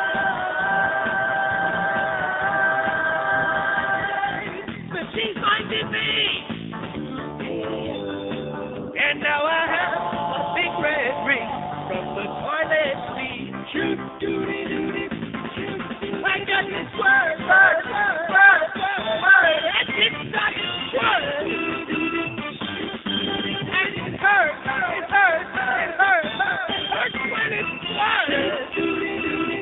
whatever you say. 1204-560 WQAM. You know, it's interesting. They just a couple of months ago debunked the whole low-fat diet thing. They said it's a fraud, it doesn't work, it's a lie. And now all the new diets, like the Mount Sinai diet, which I think is what Hank is doing, and the protein power, and all of them are like low-carb, high-protein diets. But we're going to debunk it here. We're going to give you the inside story on the CBS Evening News. Dan, you know something? You ought to be ashamed of yourself. You ought to hang your head in shame. And what's the frequency, Kenneth? God damn it. Christ. Don't expect any information, any honest information about this stuff from through your TV tube, because you'll never see it. Here's a lady in Miami. Hello. Neil? Yes, ma'am. Don't say we don't listen to your show. I'm listening to your show every single day. I don't have 30 women listening. You and 25 others, maybe. One and then more. Up there on the in one more Fort Pierce. people in your list. Okay. What about your name, Neil Rogers? Neil Rogers. Yeah. I'm number 8 right now. You have influenced my coworkers. That is not funny. Like what? You influence in their life. Like fish food? Everything they agree with you, even though they're black and I'm Hispanic and you don't like blacks. What they're listening to you every single day. Wait a minute. Who said I don't like blacks? Oh, well, the comments that you make. What, about Schwarzers? That's just, what's wrong with that? C. C, well, no, not C. No, not C. No. And Hispanics, I'm Hispanic. I like nice people, dear. I don't care whether they're black they're or all thick. nice. I mean, whatever they're they all are. nice, but you have influence in them. Oh, well, God bless them. Okay. And tell them don't eat too much watermelon. Okay. And fried chicken. Don't like. See, she started with that Willie Sims crap now again. You know, that's it. Start with all the old, just all the seeds of racial hatred there. Not watermelon seeds. Seeds of racial hatred, Willie Sims. You jackass. Same old tired bullcrap. Every group with their own agenda, as if somehow OJ is like a role model for a black America. God. 5670560. And, of course, the best part of it is we're surrounded by a few of his best close personal friends and ass-suckers right here in the building. Oh, can I please have your autograph, Mr. Simpson? I'd rather get Bart Simpson's autograph before I get OJ's. 5670560, pound 560 on the mobile one line. The man of the year, that's what we want. And how about some black people? We got Martin Luther King on there. How about some other ones, huh? Some dark-complected folks. Like Julian Bond. Well, he's almost black. Thurgood Marshall. How about Malcolm from Young and the Horny? He's high on my list. Here's Miami. Hello. Neil. Yes, sir. Hey, I got a man of the century for you. It's not a Schwarzer, but it's a yid of the name of Albert Einstein. Yeah. He influenced, when he was sent out of Germany, he invented the atomic bomb, which helped America win the war. Otherwise, the Nazis would have won the war and dominated the world. So how about that? Well, you should feel better by knowing that only Elvis Presley, Yitzhak Rabin, and Adolf Hitler are ahead of Einstein on the list. How do you like that? I don't like that, Neil. It's enough to make you want to puke, I know. Okay, thank you so much, sir. Albert Einstein, who is that? They don't know it from MC Squared. They know MC Hammer. 5670560, pound 560 on the mobile one line. That's what they know. Mobile in Key Largo. Hello. Hello. Yes, sir. Hey, Neil, what's going on? Not much. We got Hammocks and Chitlins. No, but anyway, most influential would be, has anybody mentioned Wilbur or Oral? No, I mentioned that yesterday. We had 75,000 other names mentioned here, including a lot of very silly ones, and I was the only one that mentioned the Wright brothers. How do you like that? Well, that I would say that they were more influential than Albert Einstein, because we didn't win the war with the bomb. We won it with our airplanes. Yeah. I was watching the Discovery Channel the other night, and they told the whole story behind that. We bombed the hell out of the Germans. How about the Japanese war? How did we win that? For sure on that side of it, but Yeah. as far as Hitler surrendering, we did that with our airplanes. Right. Let's let's give a vote. We'll split it, half a vote each. Orville and Wilbur. Excellent. Okay. All right, thanks. And let's give one to Virgin Atlantic Airlines too. Okay. How about a vote for Austin Powers? Oh! Huh? Certainly the most influential man of this year so far. It's only the middle of June, but there's nobody even a close second. He's everywhere. And by the way, you know, he's Mike Myers. Is that his real name? He's not British. He's Canadian. Were you aware of that? Yes, I was. He's a Canuck. Watching him for a long time. But you know something? His teeth are bad enough that he could be British, so he's very credible. Those are fake. Oh. 5670560, pound 560 on a mobile one line. You ever see Brittany? Oh, same thing. Here's a lady in Hialeah. Hello. Lady in Hialeah. Hi. Yes, ma'am. Rogers? Yes, I am. Hi, I'm a lady, and I'm 18, All right. and I love your show. Really? Yes, I do. A lady 18 in Hialeah that loves the show? Oh, my God. Oh! Born and raised here, unfortunately, by Cuban family. Oh, well. Nothing's perfect. Yeah, exactly. I'm a huge, huge hockey fan. Great. I love when you at least mention anything about hockey. Right. And, Like those Sabres. Who are you pulling for in the finals? Sabres, totally. Oh, thank God. Tonight's the night. They got to show up tonight. We got to wake up Brian Holzinger. He's been in a coma. And wake up Rasmussen and a couple of these other guys, Michael Pekka. Shatan's got to, he played so great during the regular season. I know. We got to wake up Miroslav. Exactly. And, well, I just wanted to tell you that I love your show. And, I don't know if you've heard about this, but I saw a show yesterday on UPN. It's called Power Play. Yeah. It's a hockey show. Oh, I've seen that, yeah. It was okay. Yeah, it's all right. Quite a bit fake, but it was okay. Yeah, it's better than nothing. Yeah. Okay, well, go Sabres. Yeah. Can I ask you a question? Yes, ma'am. I was always wondering, who's your favorite hockey player? My favorite hockey player? Yeah. That's an interesting question. My favorite hockey player is, I don't know. You don't know? Huh? It would have to be somebody on the Leafs, wouldn't it? Yeah, I guess. Since I'm such a Leaf fan. I don't know, maybe Stevie Sullivan? Oh, that's good. Yeah. Yeah. Well? Like those small, exciting players, like Stu Barnes. Remember him? Oh, yeah. Okay. Thanks for calling, sweetheart. Well, I love you, Neil. Thanks. Bye. That made my day. No, God. Yeah. She makes up for like 600 other calls. How do you like that? That's a shocker. I could just drop my socks right on the floor now. 18-year-old, very articulate young lady in Hialeah, big hockey fan. Oh, my God. Oh! See, what's the excuse for the rest of you, huh? What's the excuse for the rest of you people out there? What kind of a life have you got? What are you into, huh? What cranks your chain? Oh, hockey, that's a Canadian thing. We don't know about, curling. Yeah, curl up in a quarter and croak. 11 past noon at QAM, 5670560, pound 560 on the mobile one line. And beat that gator meat. Oh! OJ got away with murdering his woman and her white and Jewish friend. Now we hear him say he's thinking about moving to Miami where he thinks he'll blend in. Go back! Go back! Go back to hell where you belong. Yes. Go back! Go back! All right. Go back to hell where you belong. Go back, OJ. We can go into it next door on Stupid Talk Radio. Yeah, get off the air, you murdering asshole! What'd you say to me, you white motherfucker? I'd kill your ass. I've been stabbing your white ass. It wouldn't be the first time I got away with it. Go back! Go back to hell where you belong. Go back! Go back, you murdering asshole. I'd like to thank everybody for welcoming me to that neighborhood. So what did OJ have to say on that, Willie Sims? That was a Freudian slip, Willie Logan. Turncoat, jackass.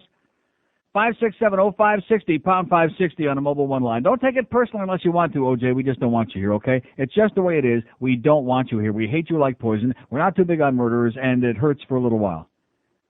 Here's a mobile in Fort Lauderdale. Hello. Mobile in Fort Lauderdale. Going once with that radio cranked up nice and loud in the back. Going Hey, twice. Neil. Yes, sir. First time caller. All right. Long time listener. Yes, sir. My man of the century is Jimmy Carter. Why? That man. Yeah. What? Oh, okay. He had a city program. He gave a lot of people jobs. Yeah. He did. Uh-huh. Habitat. Gave us 17% inflation, right? I understand. Right. Hello? I'm listening. Okay. Well, what happened? I'm talking about myself. Gave us Billy, who was peeing all over the sidewalk. Well, whatever. Gave Yeah, us, you're right, though. You're right. Gave us Miss Lillian, who looked like Mother Teresa on a bad day. She Yeah. did. In fact, I bet you couldn't tell her wrinkles from Mother Teresa's. No, you They could. put a new wrinkle in the White House, yes? But no, Jimmy Carter was great. Jimmy Carter gave him my job. But half the people in the city of Oakland Park got their job from Jimmy Carter. Well, he was just an ordinary guy. He had lust in his parts, and that makes him okay. Pardon me? I said, have a great day. 5670560, pound 560 on the mobile one line. I had lust in my heart. Oh, wow. What a revelation, Jimmy. And, of course, at the time, that was considered, oh, man, really cutting edge for a presidential candidate to say, oh, yeah, even I've had lust in my heart. Even somebody as boring as me. And, of course, when you're married to that bitch Rosalind, what do you expect? She's busy running around, by the way, with the crazy people. Oh, yeah, we got to change the name of Looney Tunes and all those candy bars because it's disrespectful. Yeah, okay. I guess we better get them to get the Peanuts comic strip done away with, too, huh? Because that's big industry down there in Georgia. Disrespectful to the peanut people. Here's Miami. Hello. Uncle Neil. Yes, sir. How's it going? Great. I'm your University of Miami friend over here. Yeah. I wonder if I get a shameless request from you. A University of Miami student Yes. that listens to this show? I've been listening to you for about 10 years now. Oh, my God. Wow. My dad turned me on to you. Let me ask you something. How come they got such an ugly baseball team this year, you know? I don't know. It's pretty good, though. Yeah, they are. Doing all right. They're going to go all the way. You're a family tradition over here. My grandpa listened to you. I listen to you. My dad listens to you. God bless you, sir. I was wondering if I get a shameless request from you. Absolutely. How about the different way to use the word the F word? Yeah. Can I get that one? Please don't say the F word. Okay, what's that called, George? The F word. No, it's not. Sure it is. It is not. That's the, oh, jeez, I can't believe you said that. Is it under the? I don't know. Some intern put it in. Oh, like I said. This is good. This could kill. That's not what it's called. I know it's in there because I played it out of there, but that's not what it's called. Thank you very much, sir, and it's coming up one of these minutes as soon as we can figure out what the hell it's called. Well, you work on it, okay? God damn it. That'll teach you to let the interns diddle around with that thing. Yeah, it is under the. It is under the F word. No, it's not. F is in quotes.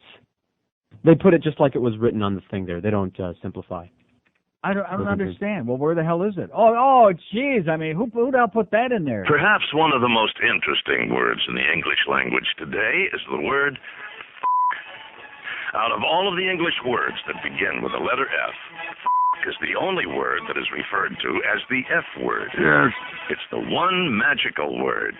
Just by its sound can describe pain, pleasure, hate, and love. As most words in the English language, is derived from German, the word frichen, which means to strike. In English, falls into many grammatical categories. As a transitive verb, for instance, John Shirley. Its meaning's not always sexual. It can be used as an adjective, such as, John's doing all the work. As part of an adverb, Shirley talks too much. As an adverb enhancing an adjective, Shirley is beautiful. As a noun, I don't give a As part of a word, abso-lutely, or incredible. And as almost every word in a sentence, the f***ers. As you must realize, there aren't too many words with the versatility of as in these examples describing situations such as fraud. I got at the used car lot. Dismay. Oh, it. Trouble. I guess I'm really now. Aggression. Don't with me, buddy. Dismissal. Why don't you go outside and play hide and go yourself? I'm sure you can think of many more examples. Say it loudly and proudly. You. All right. Okay, 1222 at 560 WQAM. By the way, speaking of college students, I noticed that my close, good personal friend Sean, who I'm sure, according to his letter, is home from Northwestern right now. Has he called these last couple of days? No. No. See, this is the summertime, man. They got more important things to do than worry about me on the radio. I understand that I'm like falling way down on the list there. I realize I used to be very important once upon a time. Now I'm just small potatoes. I understand that, except for my lady friend in Hialeah. See, all it takes, I'm very easy. All it takes is one call like that, and I'm happy now. Even if between now and 2, and it probably will be desperate, I don't care. One call like that, it can reinstill some faith in me that there are actually living and breathing people who listen to the show and maybe even get it. So what do you say? How about Spike Lee? Oh! That woman from Fort Pierce, she left me cold. Limp. She left it limp. 567-0560, pound 560 on the mobile one line. Here's Fort Lauderdale. Hello. Neil. Yes, sir. How are you, buddy? Great. I got a spy report for you. Uh-huh. For someone who might make your list. The Honorable Jesse Jackson. I was in Chicago this weekend. I was up there at Murphy's outside in right field Right. during the baseball game. And he comes walking through the bar. I got a picture with him, but in Chicago on the weekend, Yeah. there's a bachelorette party usually at every bar. And so the bachelorette sees Jesse Jackson walking through the bar, starts running after him to get a picture with him, but meanwhile she forgets she's holding a 4-foot dildo in her hand. He, needless to say, was not happy and did not take a picture with her. Really? Did not. In other words, Jesse is too prissy to be pictured with a young lady with a dildo in her thing? But a whole bunch of drunk guys with White Sox hats were okay, but as soon as the white chick with the dildo ran up, he said, Oh, she was white. Well, that explains it. I don't think it was the dildo. What color was the dildo? It was white. Oh, see, if it would have been one of that big black dildo, if Roy would have just shared with Jesse. Roy! Yeah. It's been all set. Okay. Thanks, Neil. Thanks for the good news. You bet. Yeah, poor. Have we found that black dildo yet? No. That Roy's running around a building. In fact, Joe Costello was conjuring up some amazing things that Roy might have been doing with it, which I don't want to hear what they were, because I already had lunch. 567-0560, pound 560 on the mobile one line. Here's a lady in Naples. Hello. Hey. Yes, ma'am. Well, a couple of things. Everybody keeps talking about Edison and how influential he was and everything. He wasn't? Well, if you ever study history, he was repeatedly sued for copyright, trademark infringement, Yeah. mostly by Tesla and Tesla's employers, because Nikola Tesla actually invented most of the things that we use every day, including, AC power, for example. Yeah. Edison vehemently fought against it. He wanted everybody to use direct current, and Yeah. he Did lost he that invent war. the light bulb? No, but neither did Edison. He only perfected it. Oh, okay. But that's just one thing. And How the other, about the pornograph? Hey, we do have a sense of humor in Naples, in spite of reports. Thank God. Yeah, you have to. The Beasleys are over there. You have to keep a good sense of And humor. that's the other thing. What's with these cheap so-and-sos? Why can't they give us an 800 number? Oh, boy, you do have a sense of humor. Oh, man. I mean, I'm sitting here. I'm calling from the office. The boss is going to see the phone bill. I'm going to have to pay for the call. It's like, come on, give us an 800 number or something. Yeah. I mean, You realize how many calls we'd have from Fort Myers and Naples and all over there? Oh, yeah, we're all And listening. I mentioned that several months ago to Greg Reed, and then he walked out and didn't speak to me for 3 months. Oh, that's and the you kind were of cheap surprised by prick this? that we work for here. Well, I mean, I know. I mean, you have tons and tons of listeners over here. I know. None of us can afford to call. That's the other thing. And how about all the people listening on the audio net all over the world if we had an 800 number? See, but it would cost them money here. Oh, and like God, Landis I didn't says, even they mention want that. their bank account, not somebody else's. Okay, and then number 2, I don't know if this qualifies as a spy report or striking one for the little people. Yeah. Saturday evening, I was treated to a dinner at Ruth's Chris in Fort Lauderdale to celebrate my birthday. Really? Which is actually tomorrow, yes. Well, what time were you there Saturday? 8 o'clock. We were there. Well, we must have missed you. We were sitting and smoking. Where were you? And smoking. I don't know. We missed you. We're like right in the corner, the big table on the end there with the 9 people. Oh, we were in the little table right by the doorway where you come in on the left-hand side. Huh. We were the loud table. How about you? We walked right by you. You must have done. I thought we were the loud table. No, I don't know about that. Well, anyway, we had a really great time, except when I was coming in, we've never been there before. My sister-in-law and I are walking in. My husband's parking the car because he won't let the valets touch it or whatever. Yeah. I'm not looking where I'm going.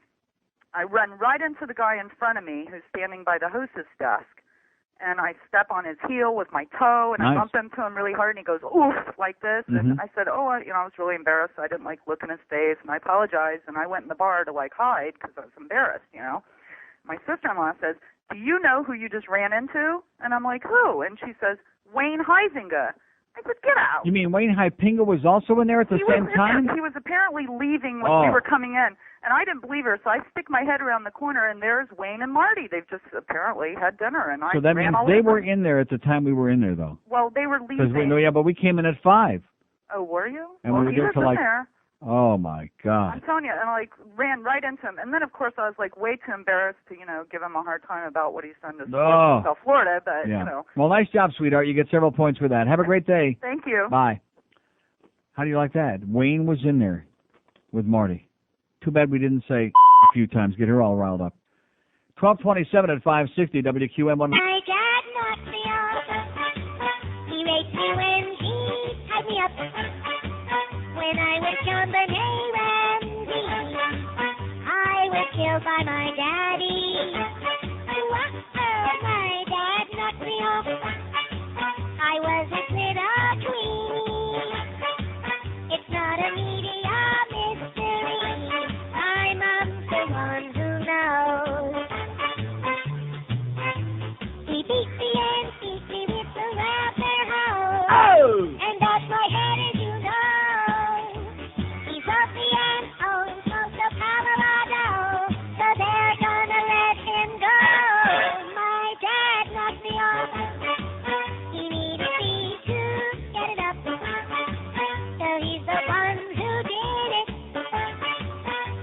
never hear him admit it.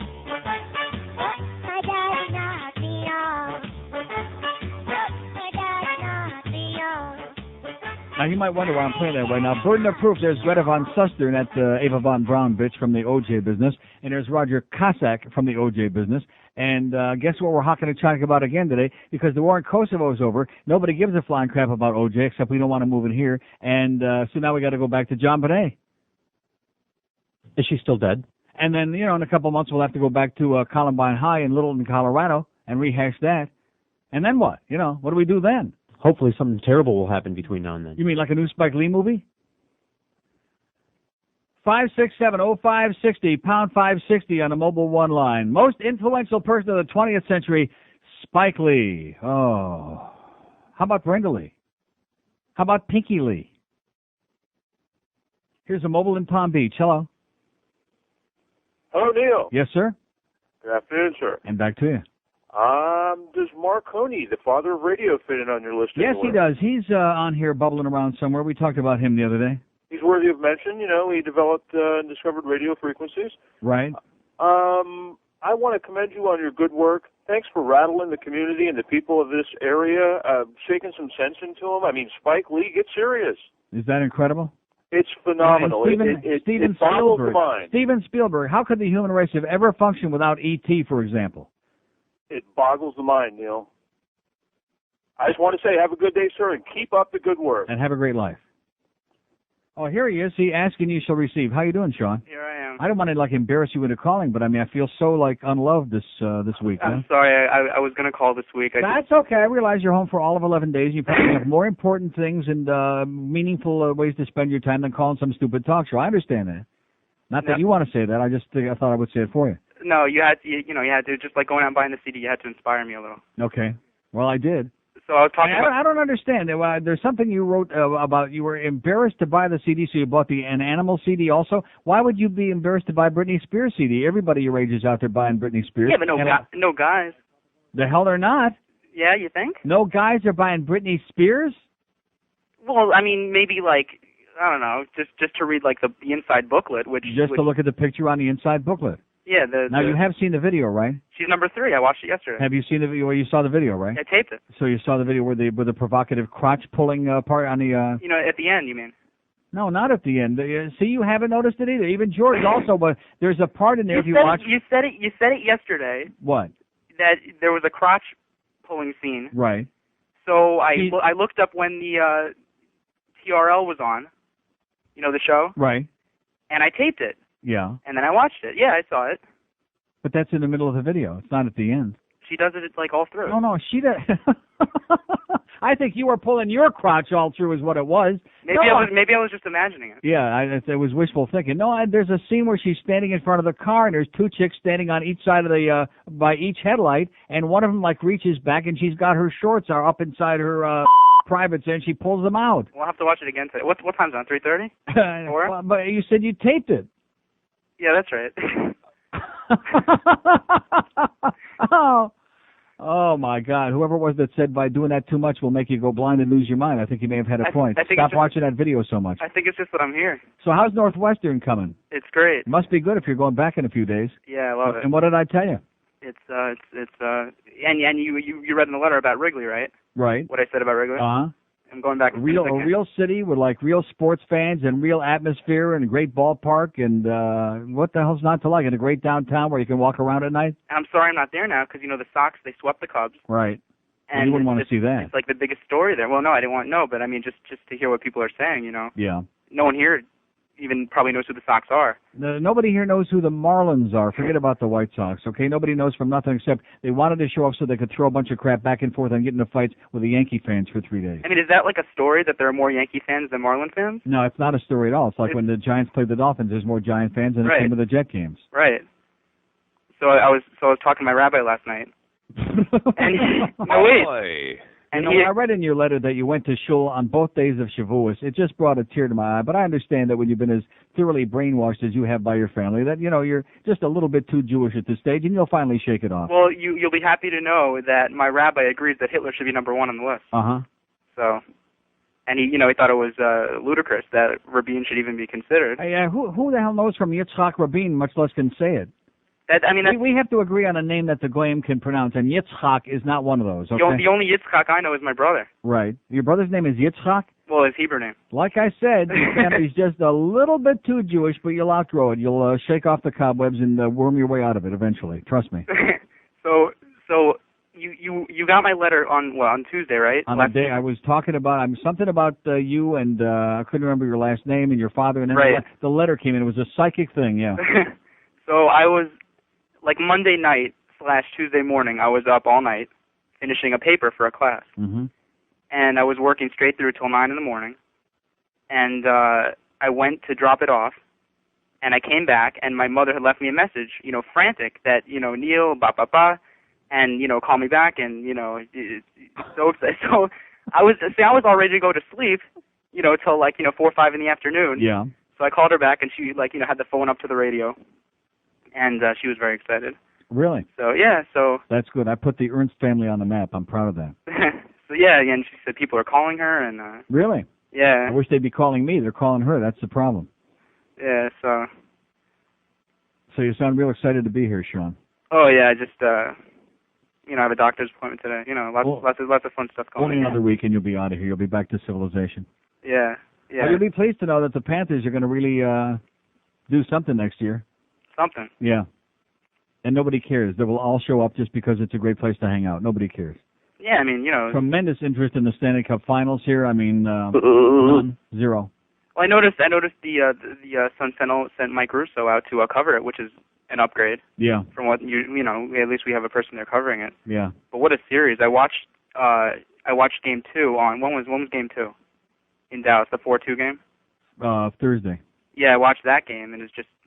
Of course, I'm the only one on my floor even interested in it. I was sitting there by myself watching it, but just a great series. And all the experts say, we're saying, if Buffalo plays Dallas, we're going to have this coma-inducing series, and I think we have. You thought it's been exciting? The Buffalo-Dallas series? The last game you thought was exciting? I didn't see the last game. I meant the first 2 games. No wonder you're in such a good mood. Believe me, you could have made up for your lost sleep during that game. Because it was Saturday night, and I came home Saturday night. Yeah, well, let's just hope the Sabres wake up tonight. It's going to be great. I'm already getting excitement from it. Yeah. Okay, Sean, take care of yourself. All right, you too. I'll see you. All right, bye. Okay, there's Sean from Northwestern, formerly from South Florida, from, Jacaranda, but now from Chicago.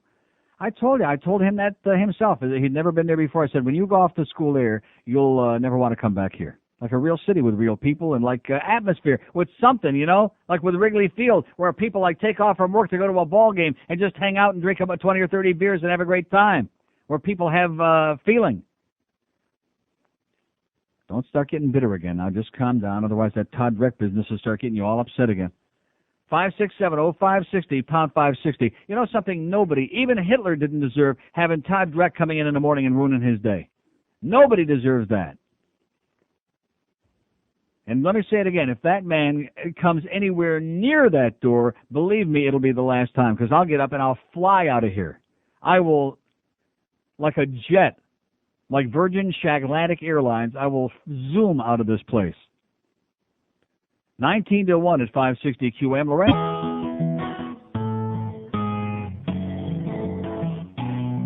Okay. Bill cigars in Monica's vagina. All right. She lets out a giggle when he makes it wiggle. Monica is not the kind you can do in the behind. No. But a cigar in her vagina, she don't mind. Well, he don't know where a stogie goes. I can see how there was some confusion between humidor and humid whore. And in Arkansas, the term cedar box means saw her naked. Stars report can lead to going blind. Now Clinton, he was working hard, late nights in the ovary office, working on a practical joke. He took a Macanudo, put an exploding Loading for Monica was blowing rings of smoke. Bill cigars in Monica's vagina. She lets out a giggle every time he makes it wiggle. Monica is not the kind you can do in the behind. But a cigar in her vagina, she don't mind. Oh, people feel that Hillary's been made a fool of by her husband. Feel that Hillary was wronged. Up in the Lincoln bedroom, she was moaning, moaning. Al Gore was doing her with Bill's old bong. Bill cigars in Monica's vagina. Roy! She lets out a giggle every friggin' time he makes it wiggle. Monica is not the kind you can do in the behind. Rectum. But a cigar in her vagina, she don't mind. Oh, Candy is dancing. Yeah, Dutch master is faster. Oh, yeah. What you gotta do is take a Tipperillo and put it in a grill. Oh, yeah, yeah, yeah, yeah. Oh, now a cigar and oh, yeah. All right, so all together, what does America think of Monica, huh? I just can't stand that slut. It's 11 before 1 at 560 WQAM. We have 400 open lines, of course. 5670560, pound 560 on the mobile one line. That's our poll question today. Kenneth Masmacho, Spike Lee, or Steven Spielberg? Here's Boca. Hello. I'd like to give you my choice. Yes, the sir. most influential. Here we go. Okay. Here's Mobile in Hollywood. Hello. Spielberg. See, only an Elvis nerd, and this guy was already on hold with nothing to say. Only an Elvis nerd would go through the trouble of queuing that up and be on the air for like 3/4 of a second.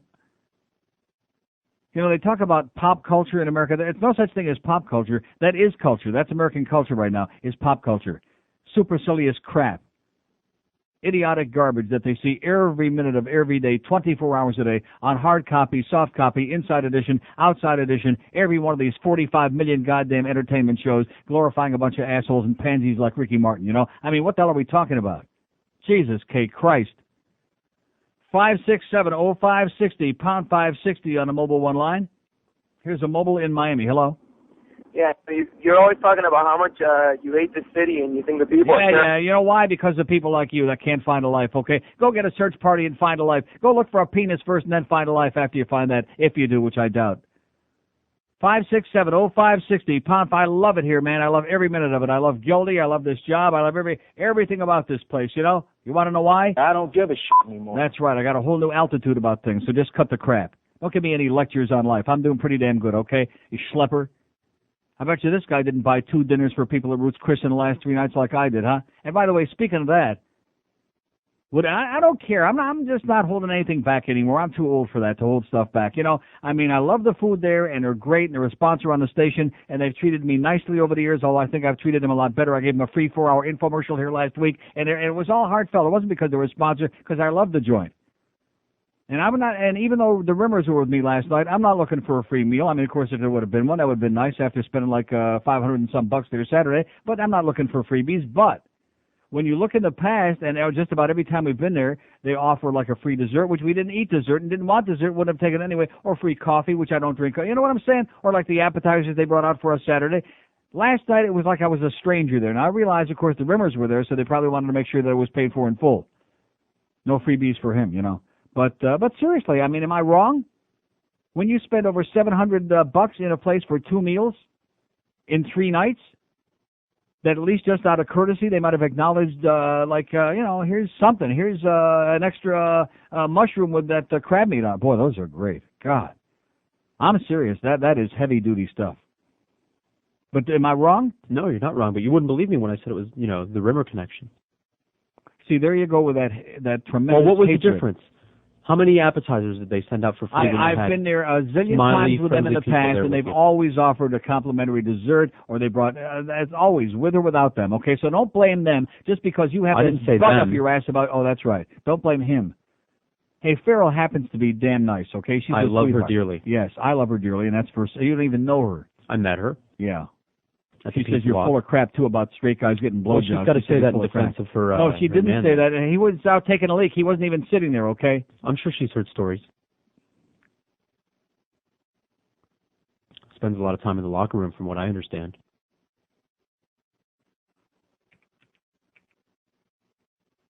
Yeah. And we all know about the locker rooms. You're the only one that's never spent a lot of time in the locker room. Ray Whitney has a pair. That's because they won't let me in. 56705. The only time they let me in the locker room at the Panthers was before when they were opening the building. Oh, here's where Ray Whitney's locker's going to be. There's nobody in here yet, but here's where this one's going to be taking a shower, and that's it. You'll never come back here again. I mean, who wants to be in there with a bunch of sweaty, hot, naked hockey players after a tough game? Here's a mobile in Palm Beach. Hello. Hello, Neil. Yes, sir.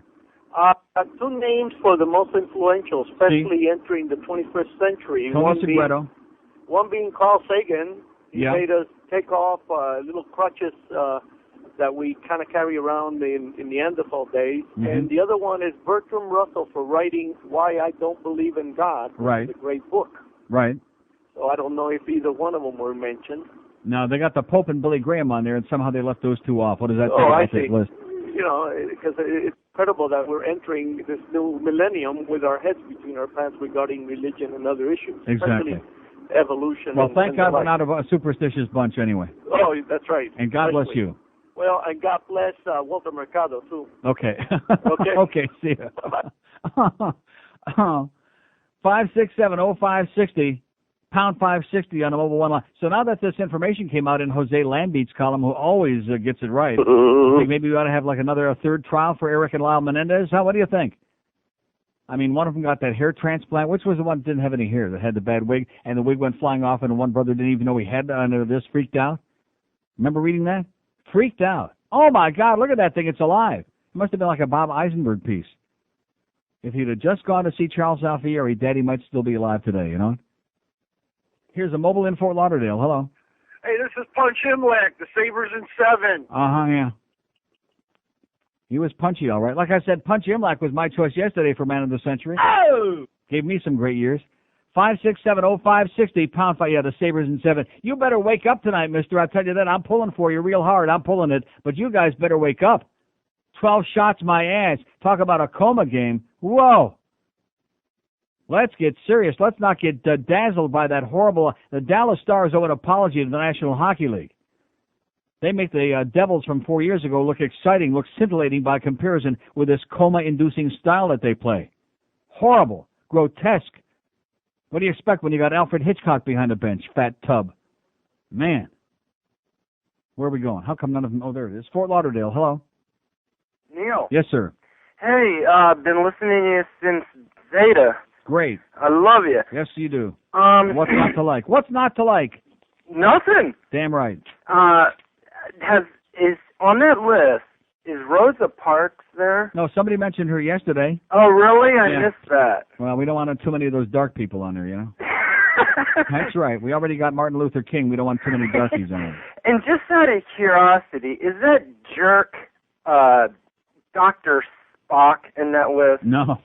Thank God. Oh, well, you know something? He ought to be in it, just like Hitler. He ought to be right behind Hitler. That's right. Oh, my God. He destroyed child rearing, if I can use that term in this Exactly. society. Exactly. Even the priests are better at child rearing. All right, that's all. God bless you, sir. Have a wonderful life. You too. Bye-bye.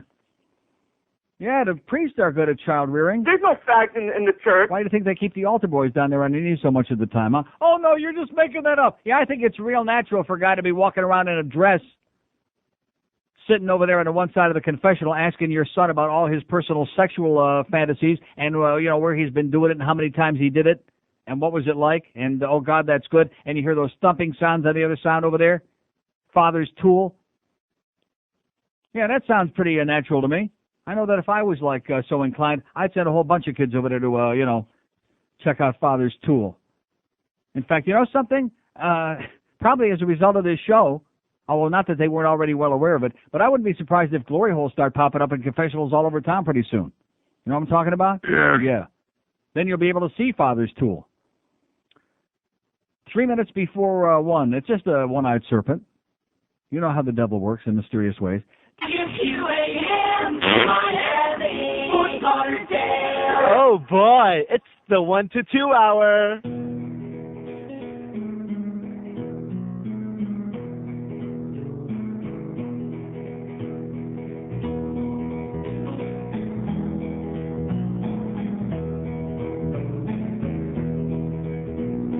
I once did a girl, or should I say, she done did me.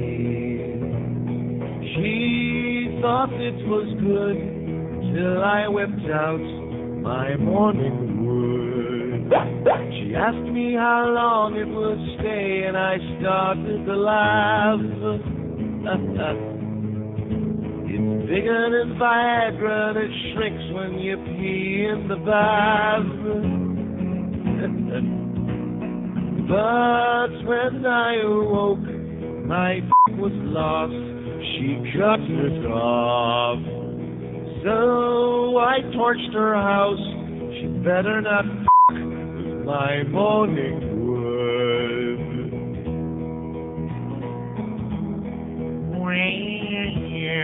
My morning wood. Almost forgot about this incredible story, by the way. Diabetic man sues bakery, muffins too sweet, which reminded me of a certain place, which I don't want to mention on the air. But you know which one I'm talking about, where they were peddling all that for diabetic stuff that was loaded with carbohydrates and probably sending a lot of people's blood sugar soaring way up there. But nevertheless, fat-free product was actually scoop and bake. This is just unbelievable. No, it's very believable. For 6 years, diabetic Abe Bond happily munched away on his supposedly sugar-free, fat-free muffins he bought from Gilda's Eatery in Delray Beach. Oi! Now the 85-year-old who lives west of Delray Beach is suing the little restaurant, accusing the owners of making him sick because he said they lied about the muffins' true contents. Bond is one of a growing number of angry patrons of Gilda's who learned from the Sun Sentinel that claims that the all muffins were fat-free and sugar-free weren't true. The Florida Attorney General's office, which holds businesses accountable for false and misleading advertising claims, said on Monday they're considering taking on the case. That's a clear misrepresentation, something that doesn't just have a financially detrimental effect, but also a detrimental health effect, said Cecil Dykes, Assistant Deputy Attorney General. Among several dozen Gilda's customers who contacted the Sun Sentinel following the initial story was a Boca dietitian who regularly referred diabetic clients to Gilda's. A Boca dietitian. As in, you know what that means? That means... yeah, dietitian. The muffins are a product called Scoop and Bake, delivered to the business by commercial distributors. All the shop has to do is plop them in a pan and toss them in the oven. He, the owner, represented that he made and knows the ingredients in there and lied to them, said Attorney Barry Friedman of Boca Raton, who is representing Bond. Attorney Barry Friedman? Oi! If you can't trust the person who actually baked it, who can you trust, he asks. Al Tashman, who runs Gilda's, had no comment on the litigation. I wouldn't have eaten them if I knew there was sugar in them, Bond said. The lawsuit filed last week in Palm Beach County Circuit Court and served on Gilda's owners on Monday asked for more than $15,000 to compensate Bond and his wife Millie for damages. $15,000, in other words, well, he's 85, so I guess I was going to say his health ought to be worth a lot more than that. All these places peddling phony crap, and you know something, Abe? At your age, being diabetic, it would seem to me you should be taking your own blood sugar, so you'd know that those things were sending your blood sugar skyrocketing. So maybe you don't have a point. Okay? You ought to take your life a little more into your own hands and not just take somebody else's word for it. Okay, Abe? 567-0560, pound 560 on the AT&T wireless line. Here's Miami. Hello? Could you get some new material, please? Yeah, okay. Could you get some new goddamn a life? Not a new one, just an initial one would be good. Here's a mobile in Fort Lauderdale. Hello? Yeah, how you doing? Okay. First-time listener, I think you're totally terrific. Uh-huh. And listen, for those of us who are new listeners, could you clarify, you're making some references to Ricky Martin, 3 or 4 in the last couple of hours. Like what? Just veiled references, just no, clarify. They're not veiled. What do you mean clarify? No, not so veiled, not what? so veiled. Well, what do you mean by it? He floats. I mean, are you deaf, dumb, or blind, sir? He's a screamer, okay? Well, that was my opinion, but I'm... No, it's not an opinion. It's a fact. He floats like ivory soap, only not so pure. All right. Okay? Thanks a lot. Okay. I think you're terrific. And have a great life. Bye. I mean, that article by Jose Lambit, the rumors are swirling, all the debate. There's no debate, Jose. I hate to break the news to you, okay? Yeah, the big debate goes on, yeah. The master debate. 567-0560, pound 560 on the AT&T wireless line. Could you get some new material, please? Because I'm listening 4 hours a day, 5 days a week, and it's getting really stale. So are your calls, pal, okay? You and your two little boyfriends that you're having circle jerk with right now? God, get a life, please, before it's too late. Give him a date with Todd Dreck. Then he'll find out what hell is all about. Here's a mobile implantation. Hello? Hello? Yes, sir. Yes, hi. I would like to mention one of the most influential people in the century. Yes, sir. Which was Raoul Wallenberg. I beg your pardon? He was Raoul Wallenberg. Oi! No, he was not Jewish, by the way. Yeah. But he had the guts to go and say... He was the one that was hiding the Jews during the war. Yes, sir. Wasn't he exactly. Dutch? No, he's... I'm not Dutch, no, I'm South American. What was he? South American. What was he? He was a Swedish diplomat. Oh, Swedish, yeah, well, same difference. Yes, and after the war he disappeared. He was taken by the Russians. Yeah. And till today nobody knows what was his fate. Mm-hmm. But the guy had the guts to do whatever he had to do. And he's the most important person of the century. I think so. Okay, thank you, sir. Okay. Well, maybe he thought he was Jewish. His name was Wallenberg. 567-0560, pound 560 on the AT&T wireless line. See, evidently, I don't have the same understanding of that. You know, the person of the century who had the greatest impact on the 21st century, on the 20th, whatever the hell one was. I just, you know what I'm saying? Here's a mobile in Palm Beach. Hello. Hello, Neil? Yes, sir. You know that tongue, faggot. Okay, thank you so much. Say hi to Willie Sims, too, by the way. 567-0560, pound 560. A lot of surliness out there among these regular listeners who are listening 4 hours a day, 5 days a week, and thank you so much for listening to 560 QAM, especially when those boring sports shows aren't on. Here's a mobile in Miami. Hello. Hey, you got assholes on parade today. Yes, we do. Jesus. That's South Florida for you, baby. It's perpetual. It's a never-ending parade. I'm not to talk about the most influential people, but I do have a problem that you mentioned the other day, and I thought I was the only one. Uh-huh. You were talking, I know it's probably going to be a real bad call, but... Hemorrhoids? Oh, you were talking about the problem with the drains where you live? Yeah. No storm sewers. Man, I just bought a house, and I'm going psycho here. Where are you? I bought a house in Miami, unfortunately, but it's kind of just places that have an association, and they don't want to take any responsibility. I don't know who to call. I don't know what to do. If you guys know of anything, of anyone that I can call to get these things taken care of. Get a lawyer. There's plenty of lawyers right in the Yellow Pages. They'll be glad to sue their ass for you. Dude, it's a nightmare. Just open up the Yellow Pages to ambulance chaser. You'll find a lot of good guys. I spent like close to $2,000 right. in the landscaping in the front of the house. Uh-huh. And 2 weeks later, there was nothing there because the water that just rose so high that it washed it all away. How do you like that? You know, and I talked to the association, and what they tell me is we've had that problem since we did this development, and it's going to cost us so many thousands of dollars to fix, but we pay $100 a month or $100 and some dollars a month of maintenance. Yeah. And like I said, sir, get you a good lawyer and sue their ass, and good luck to you. 567-0560 sounds like a bitter man, okay, and I can't blame him. I can't blame him a little bit. You know what I'm saying? Just like those of us who live in the acres that have no storm sewers, bitter, bitter, bitter, bitter pill to swallow. Not that anybody else seems to care. Oh, Neil, my queen, God. Thank you for attending today's conference on how to deal with the Y2K problem. I would like to announce the development of a new software system, which will be year 2000 compliant. This program is known as Millennia Year Application Software System, or MyAss. Next Monday, there will be a meeting in which I will show MyAss to everyone.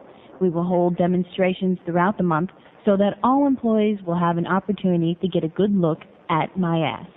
We have not addressed networking aspects yet, so currently only one person at a time can use MyAss. This restriction will be removed after MyAss expands. Last week, my secretary said to me, "I'm a little nervous. I never put anything in MyAss before." I helped her through the first time, and afterwards she admitted that it was relatively painless, and she was actually looking forward to doing it again, and was even ready to kiss MyAss. As you begin using the program, feel free to put anything you want in MyAss. As MyAss grows larger, we envision a time when it will be commonplace for a supervisor to hand work to an employee and say, "Here, stick this in my ass."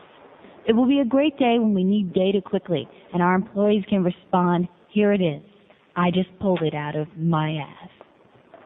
Okay, 1:15 at 560 WQAM. Hank Goldberg at 2 today is going to be talking about old Cuban trolls. We got Jim Mandich at 6, and then we got the Marlins tonight, 9:30. Marlins at Arizona to play the Diamondbacks, Razorbacks, on your back, whatever the hell they are.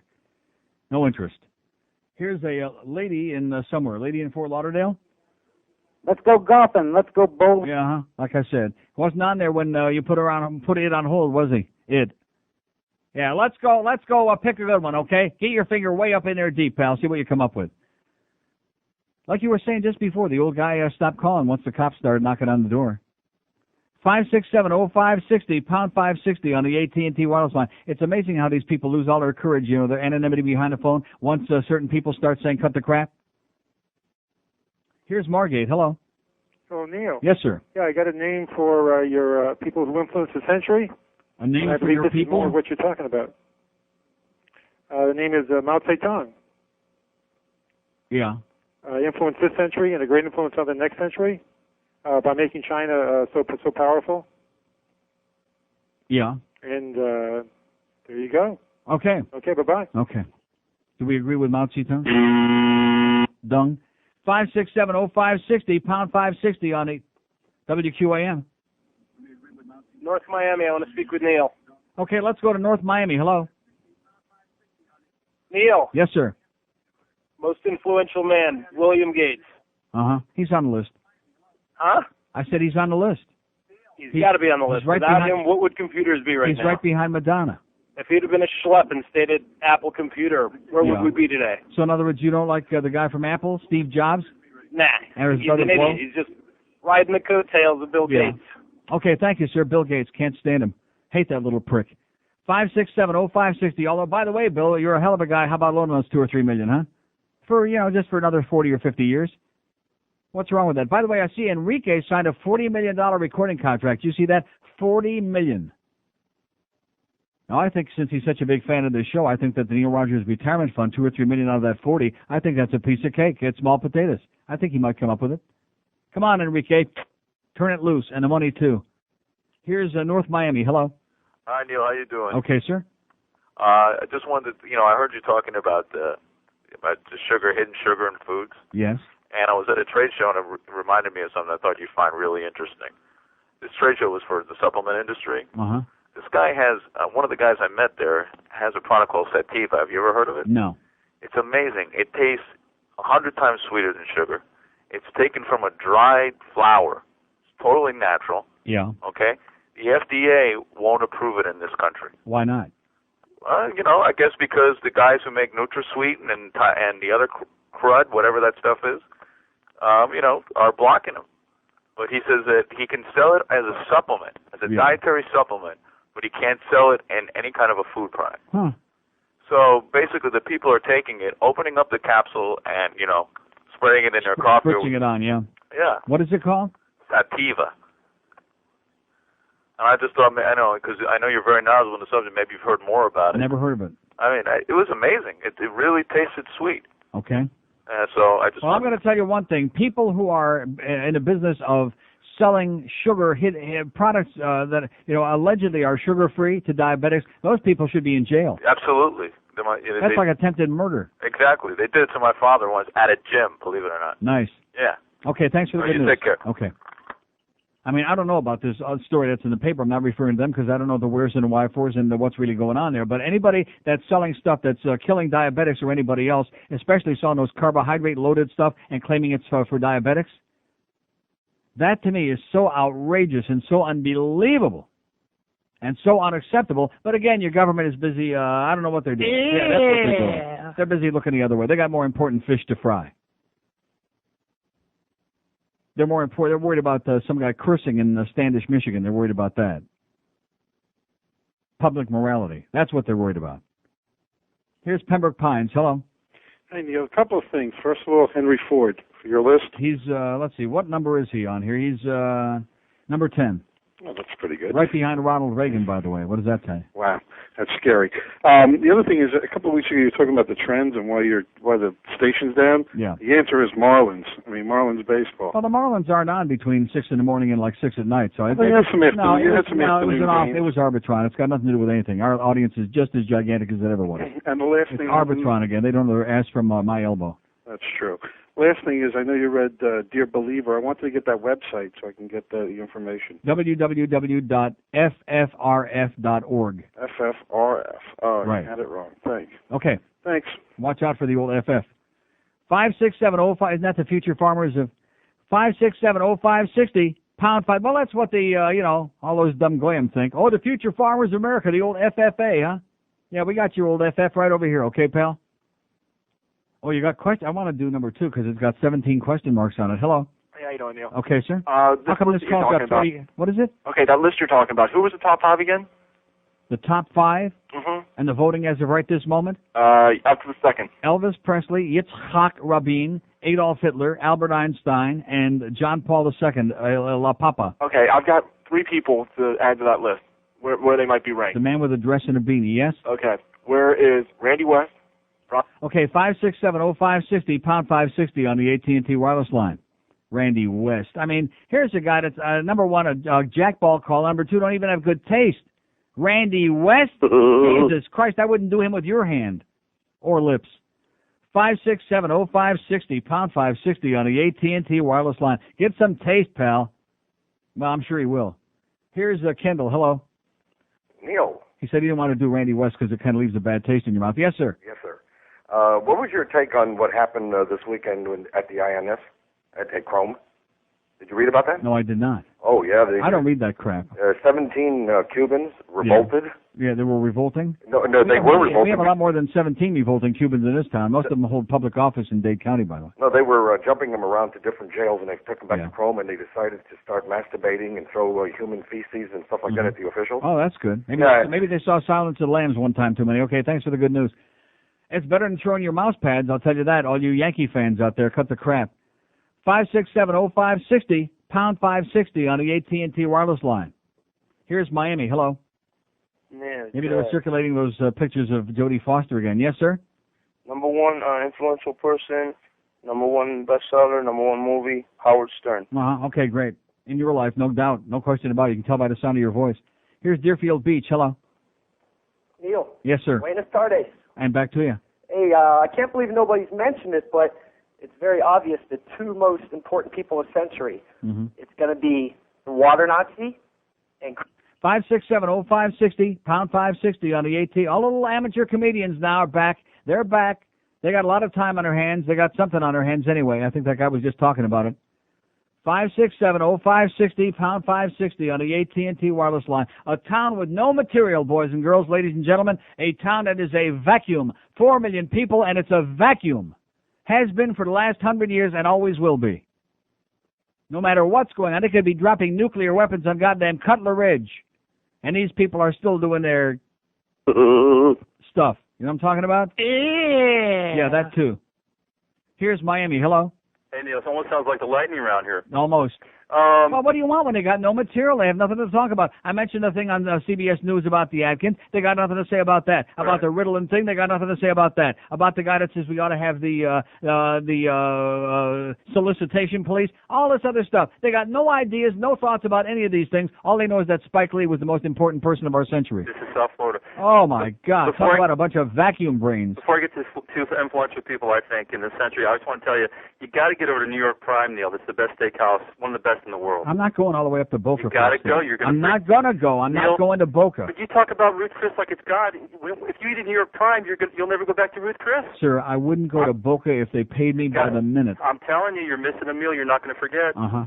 If you ask anybody that's been there, they're going to tell you it's the best steak they've ever had. I had a couple of calls when we did that show saying it was great, and one call said it was nothing. Well, they don't know because it... Oh, anyway. I'm very happy with Ruth's Chris. I have no problem with their steak. I had the best steak last night I've ever had in my life, except for the fact they didn't even offer us a cappuccino or anything, which I thought was really chintzy on their part. I was really pissed off. I'm not against it either. It's just once you eat there, you're going to flip Sir, out. let me say, how many times do I have to say it to you? I live in Plantation. It's long enough for me. It takes me half an hour to get to Ruth's Chris of tortuous driving out Sunrise Boulevard. Boulevard. I'm sure as hell not schlepping all the way to Boca to get a meal. I'll get you a limo Corvette. No thanks. Anyway, the two most influential people were PP and Hap from Homestead. Okay, great.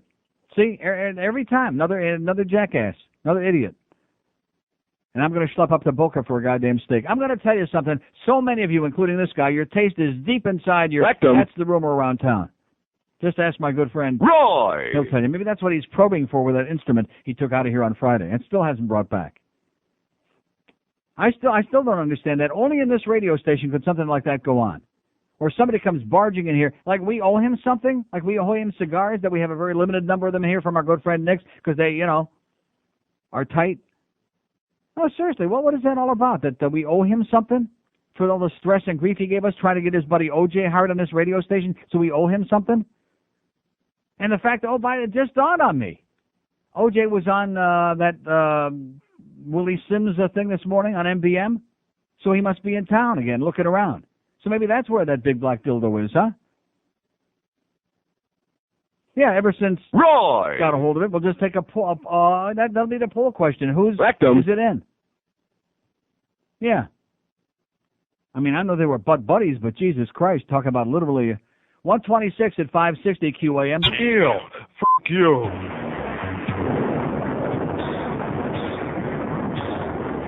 I made it to a bomb shelter. Somehow I made it through. Didn't know how evil I was till I watched the news. They say we're almost peace. We're not bad and cruel, but you make us feel. Yeah, you make us feel like we've been screwed. Like a Serbian, bombs for the 85th time. Like a Serbian, when your bombs fall, it's genocide. Like a Serbian, ooh, like a Serbian. Welcome to land of perpetual hostility, South Florida. If there's anybody here from out of town, we have one question, okay? If you're here visiting from out of town, all we want to know is... Why? 132 at 560 WQAM. Hank Goldberg is in the building. He'll be here at 2 o'clock. We got Jim Mandich coming along at 6. Like I said. Yes! And then Marlin baseball at 9:30 tonight, pregame. Marlins on the West Coast. And they're smoking, baby. They lost another one last night, 3 out of 4 to the Yankees. So that 7-game winning streak, it was like, flash in the pan. 567-0560, pound 560 on the AT&T wireless line. Our poll today, the most insipid person of the 20th century. Here's Miami. Hello. Neil. Yes, sir. For the literary set, Gore Vidal. Yeah. And for music, in 200 years from now, Hendrix will go down as the Mozart of our century. Yeah, the best dead Schwarzer of our century. Okay. 567-0560, pound 560 on the AT&T wireless line. Well, he sure did the best drugs, baby. Oh! Okay, that's going to be our poll question tomorrow. Who did the best drugs? Was it, what's her name? I can't even think of her name right now. That died at the age of 28 with that awful voice. I can't believe I can't think of her name. Janis Joplin. I have a mental block on Janis Joplin. You know something?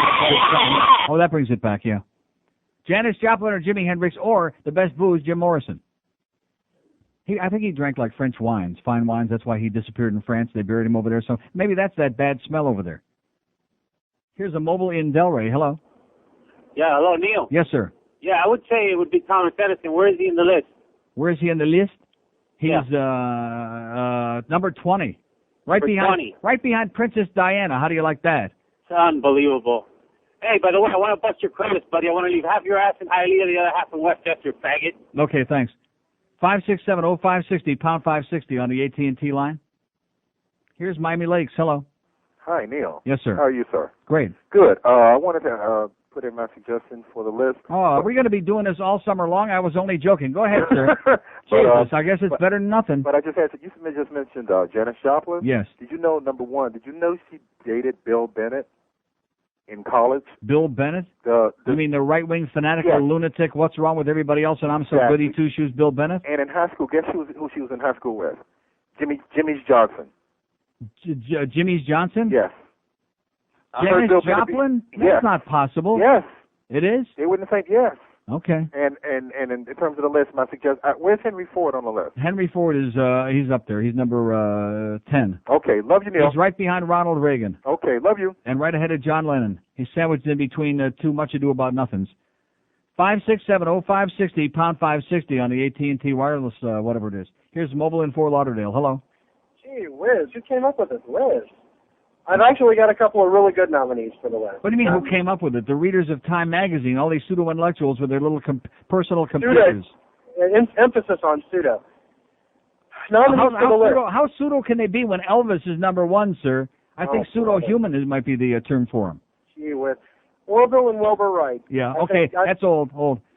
56705. Listen, if that's all you got is some stupid name you want to blurt out, save it for a rainy day, okay? It's not raining right now, I don't think, even though we don't have a window. Save it. It is so terminal, so ponderous, and it's putting me into a coma. Coma. Deep, long sleep. I'm going to change my name to Rip Van Winkle with this crap, okay? Oh, Jesus. Time magazine should only die. The editors of Time magazine should have a gigantic popping aroid right now from this. It was great to kill 4 hours yesterday, even though it got real ponderous, especially because of the really bad choices. And then we get today that very articulate lady up there in Fort Pierce with Spike Lee. See, she set me back. The young 18-year-old lady from Hialeah, that was a breath of fresh air. That was great. But that bitch, the one up there in Fort Myers, or wherever, some Fort Dix. God almighty. What a pile of crap. Spike. And she was serious. That's the best part, okay? A lot of these bozos, they think this is their opportunity to be like that Hap from Homestead who should only pop one too, okay, you idiot? But good God almighty. Spike Lee and, Steven Spielberg. Jesus Christ. Talk about brains that have just vanished, that have disappeared, and you don't believe in evolution? Just look inside between the ears of your average American out there. There ain't nothing in there. Even in ragu spaghetti sauce, it's in there, but not in between your ears. It's a vacuum. Here's Miami. Hello. Neil, how you Even doing? the Hoover people never invented a vacuum like this. Yes, sir. Neil, I'm going to Toronto this weekend. I'd just like to know your feedback on exactly what things I should be seeing or points of view of interest up there. Points of view of interest. They got a great Tim Hortons on Yonge Street. Yeah. Yeah. And any delicacies that I should be looking for? Any delicacies? Yeah. Food. Like what? Like smoked meat? Whatever. Yeah. Check out the smoked meat. Yeah. All right. Good. Thank you. What are you going there for? Well, I'm taking my kids up to Niagara Falls, and then we're driving up to Toronto for the weekend. Yeah. I'll be in New York. Are you going there for a reason, or are you just going there to get away from here, which is always a good reason? You got it. Okay, have a good time. You'll love it. Okay. There you go. There's an honest guy. Oh! Getting out of here. Oh, God bless you, sir. I can't say that I blame you. Oh, if you don't like it here, yeah, blow out your ass. I'm not going anywhere, okay? I'm staying here, just enough to keep those paychecks coming. 5670560 pound 560 on the AT&T wireless. And don't forget the Burger King up there, like right close to the Sutton Place, on Yonge Street. And then, of course, there's the great subway stop on the corner of Bloor and Yonge where you can go north and south and east and west, and never the twain shall meet. I don't know what to tell you. Just have a great time. Just walk outside and see all the living and breathing people. Go to the Hockey Hall of Fame and drop your kids off there because you'll hate it. It's for kids. It's a place for kids. It's a place for people that just, over the age of 3, you won't like it too much. 22 before 2 at 560 WQAM. You're It's the biggest pile of horse crap I have ever seen in my frickin' frackin' life. Yes. I'm dreaming of a white neighbor, just like the one that I used to know, where the lawns were trimmed and cars had rims. It seems so very long ago. I'm dreaming of a white neighbor. All right. With every for sale sign I ride. Yeah. May your days be merry and bright.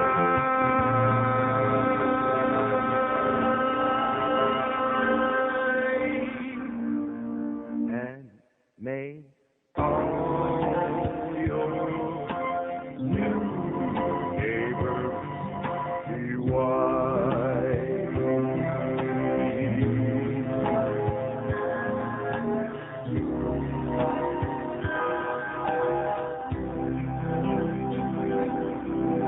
lovely thought. 142 at 560 WQAM. 5670560, pound 560 on the AT&T line. Here's a mobile in Boca. Hello. Neil God, Yes, sir. the greatest living American this century, Bugsy Siegel. Uh-huh. If it wasn't for him, there'd be no Las Vegas. Uh-huh. They didn't even give him a monument There was no charge for that. or a statue. Okay, thanks for the good news, sir. 5670560, pound 560 on the AT&T line. Here's a lady in West Palm Beach. Hello. Hey, Neil, did you hear about that new show that debuted on UPN last night called Power Play? It's a hockey show. Yeah, somebody... Don Terry. Yeah. Oh, Don Cherry's on that? He was in it last night. I don't think he's going to be a regular. He plays the Flyers coach, the pseudo Flyers. Yeah. It was very good. Oh, well, we had a young lady call before who was a hockey fan. She said it was marginal at best. Oh, really? Yeah. Oh, I kind of liked it. Yeah. For a 1 hour show. I don't usually watch too many 1 hour shows, but I thought it was pretty good. Okay. Check it out. Okay. Okay, bye. Thanks. 567, we got two. That goes to show you about the men in this town. The only hockey calls, we used to get that Debbie from the Mobile, and then we had what's her name that did the song, Joe Lynn, and then we got two women today call about hockey. Those are the only hockey fans we got. The men in this town who go to the show up at the arena, yeah, that's what they know about hockey, okay? Their idea of a real sport is to go out there and scream at the Yankee fans or the Jets fans at a Dolphin game. That's their idea of a real sport. Just unbelievable. 5670560, pound 560 on the AT&T line. Thank God for at least one real man in this town, meaning Neil God. me, of course. Because like Mandit said, the real men are the hockey fans, the hockey players, the fans, the people who really know it inside and out. Like George's best personal friend, Rimmer. Here's a mobile in Coral Springs. Hello. Neil God. Yes, sir. Speaking. Exciting topics of lists. I'd like to add my dog Sunshine. It's getting kind of ponderous. The worst. Exactly. Got to see a very nice gentleman who actually used his turn signals yesterday in his beautiful purple Corvette. I was the guy in the red Jeep. Gave you a big thumbs up after work. And yes, sir. And, just want to call a couple people douchebags. Right. John Parker, you're a Xerox-making douchebag. Okay, I'll see you on 441, pal. You betcha. See ya. There you go. One of my listeners out there gave me the big, I thought it was a thumb anyway. 5670560, pound 560 on the AT&T wireless line. There you go. There's a check from John Beresford Tipton is in there today. George, I think we can bail out of this joint. There it is. I knew it. I can recognize by the envelope. It's that $1 million for me and They brought me $50 Sam for you. mail. What is it? I got some mail for Sam in here. What is it? Free It's ticket? from Zoe's Summer Groove. Nothing good. Oh, bunch of crap. Yeah, Sam was in here wandering around like he does all day, wandering around, pretending to be doing something. I said, what are you worrying about? You're one of the untouchables. You're like on the inside. It's all Sam's mail that he brought you? Well, Carlos is under a lot of pressure, Here's Miami. Hello. Hello, Neil. Yes. You are the man, Neil. Did you read in the Herald today? I know you don't read the mullet. No. But Yes, I do. About the Supreme Court allowing the casino advertising. Broadcast advertising of casino gambling and long overdue. I mean, what kind of crap is that? The newspapers, which aren't regulated by any other government agency, they can put all the ads in they want, but broadcasters can't? What kind of crap was that? And finally they said, that's a communist bunch of crap and you can't keep doing that. And did you notice? Of course, it's not going to have anything to do with us because we don't have any casinos here in the first place. So what does that have to do with us? And never will, by the way. Right. Did you see all the news on the Indian reservations, all those thousands of people going to see the gambling? And, Right. But it'll never work. 13,000 people there last night. They were packed. They were jammed. They're jamming in there. Casino-type shows going on. Yeah. But it'll never work here. We don't want that. No, it's not. No, it's not a question of whether it'll work. It's a question of whether they will permit it. And the answer is no. Because we live in a goddamn fascist state. Not if those Christians can help it. That's right. Those good, holy, rolling Christians who are playing bingo at church right now. I'll tell you something. Thank you so much. Yesterday I was on Biscayne Boulevard. Yes? Going down to 117th Avenue. There was a huge accident. Police have you turn right and go down the street. They have thousands of people going down, diverting traffic down the street. You get to the end of the street, it's a cul-de-sac. Turn around, you come back the other way. Complete waste of time. Nice. Beauty. That's North Miami Police. There you go. Nice going, North Miami Porkers. Beautiful job. Neil, thanks. Thanks for the good news. Okay. 5-6. Like I said, there's no point in the thing about the gambling. It's not going to happen here, okay? Just give it a rest. Forget it. Either that or go over to Stan Wertheimer's house and help him stuff a bunch of envelopes, putting old propaganda in there like he's trying to, preaching to the choir. Not going to happen. Oh, by the way, here's Bailamos. Look at that. What a great picture of Enrique on there. He's got to get that mole off. He's just got to remove that thing. I've been telling you that for years. I'll bite it off. No, he's just got to get rid of that thing. It's just grotesque. It's getting bigger and bigger and bigger. That's why he's got that look on his puss. Bailamos. It's big all over the world, by the way. He's big in Sweden. He's big in Denmark. All those places where they have the sex change operation, he's very big. Enrique, I'm telling you, he's gigantic. Humongous. Oh, listen to that. It's a different version. Inspired by the motion picture Wild Wild West. Inspired by Randy West. They don't go for your Randy West guys out there. People will bet some in blind with no taste, who aren't choosing. Desperate, I think it's worse.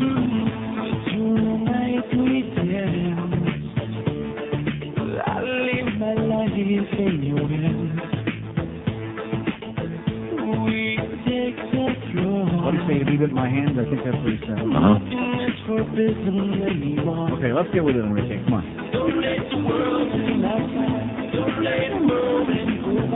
Enrique, stick to the Spanish and Italiano. That's my best advice. Okay, I love you, Enrique, but stick to the... I know, we all got to do that Ricky Martin thing and put on the big English, 5670560 pound. When he starts singing in English, it just sends me. It sends me to the wall to, do a number, like that number. Love you, Enrique, but, there's just a little something wrong with that accent. It's 1:49 at 560 WQAM.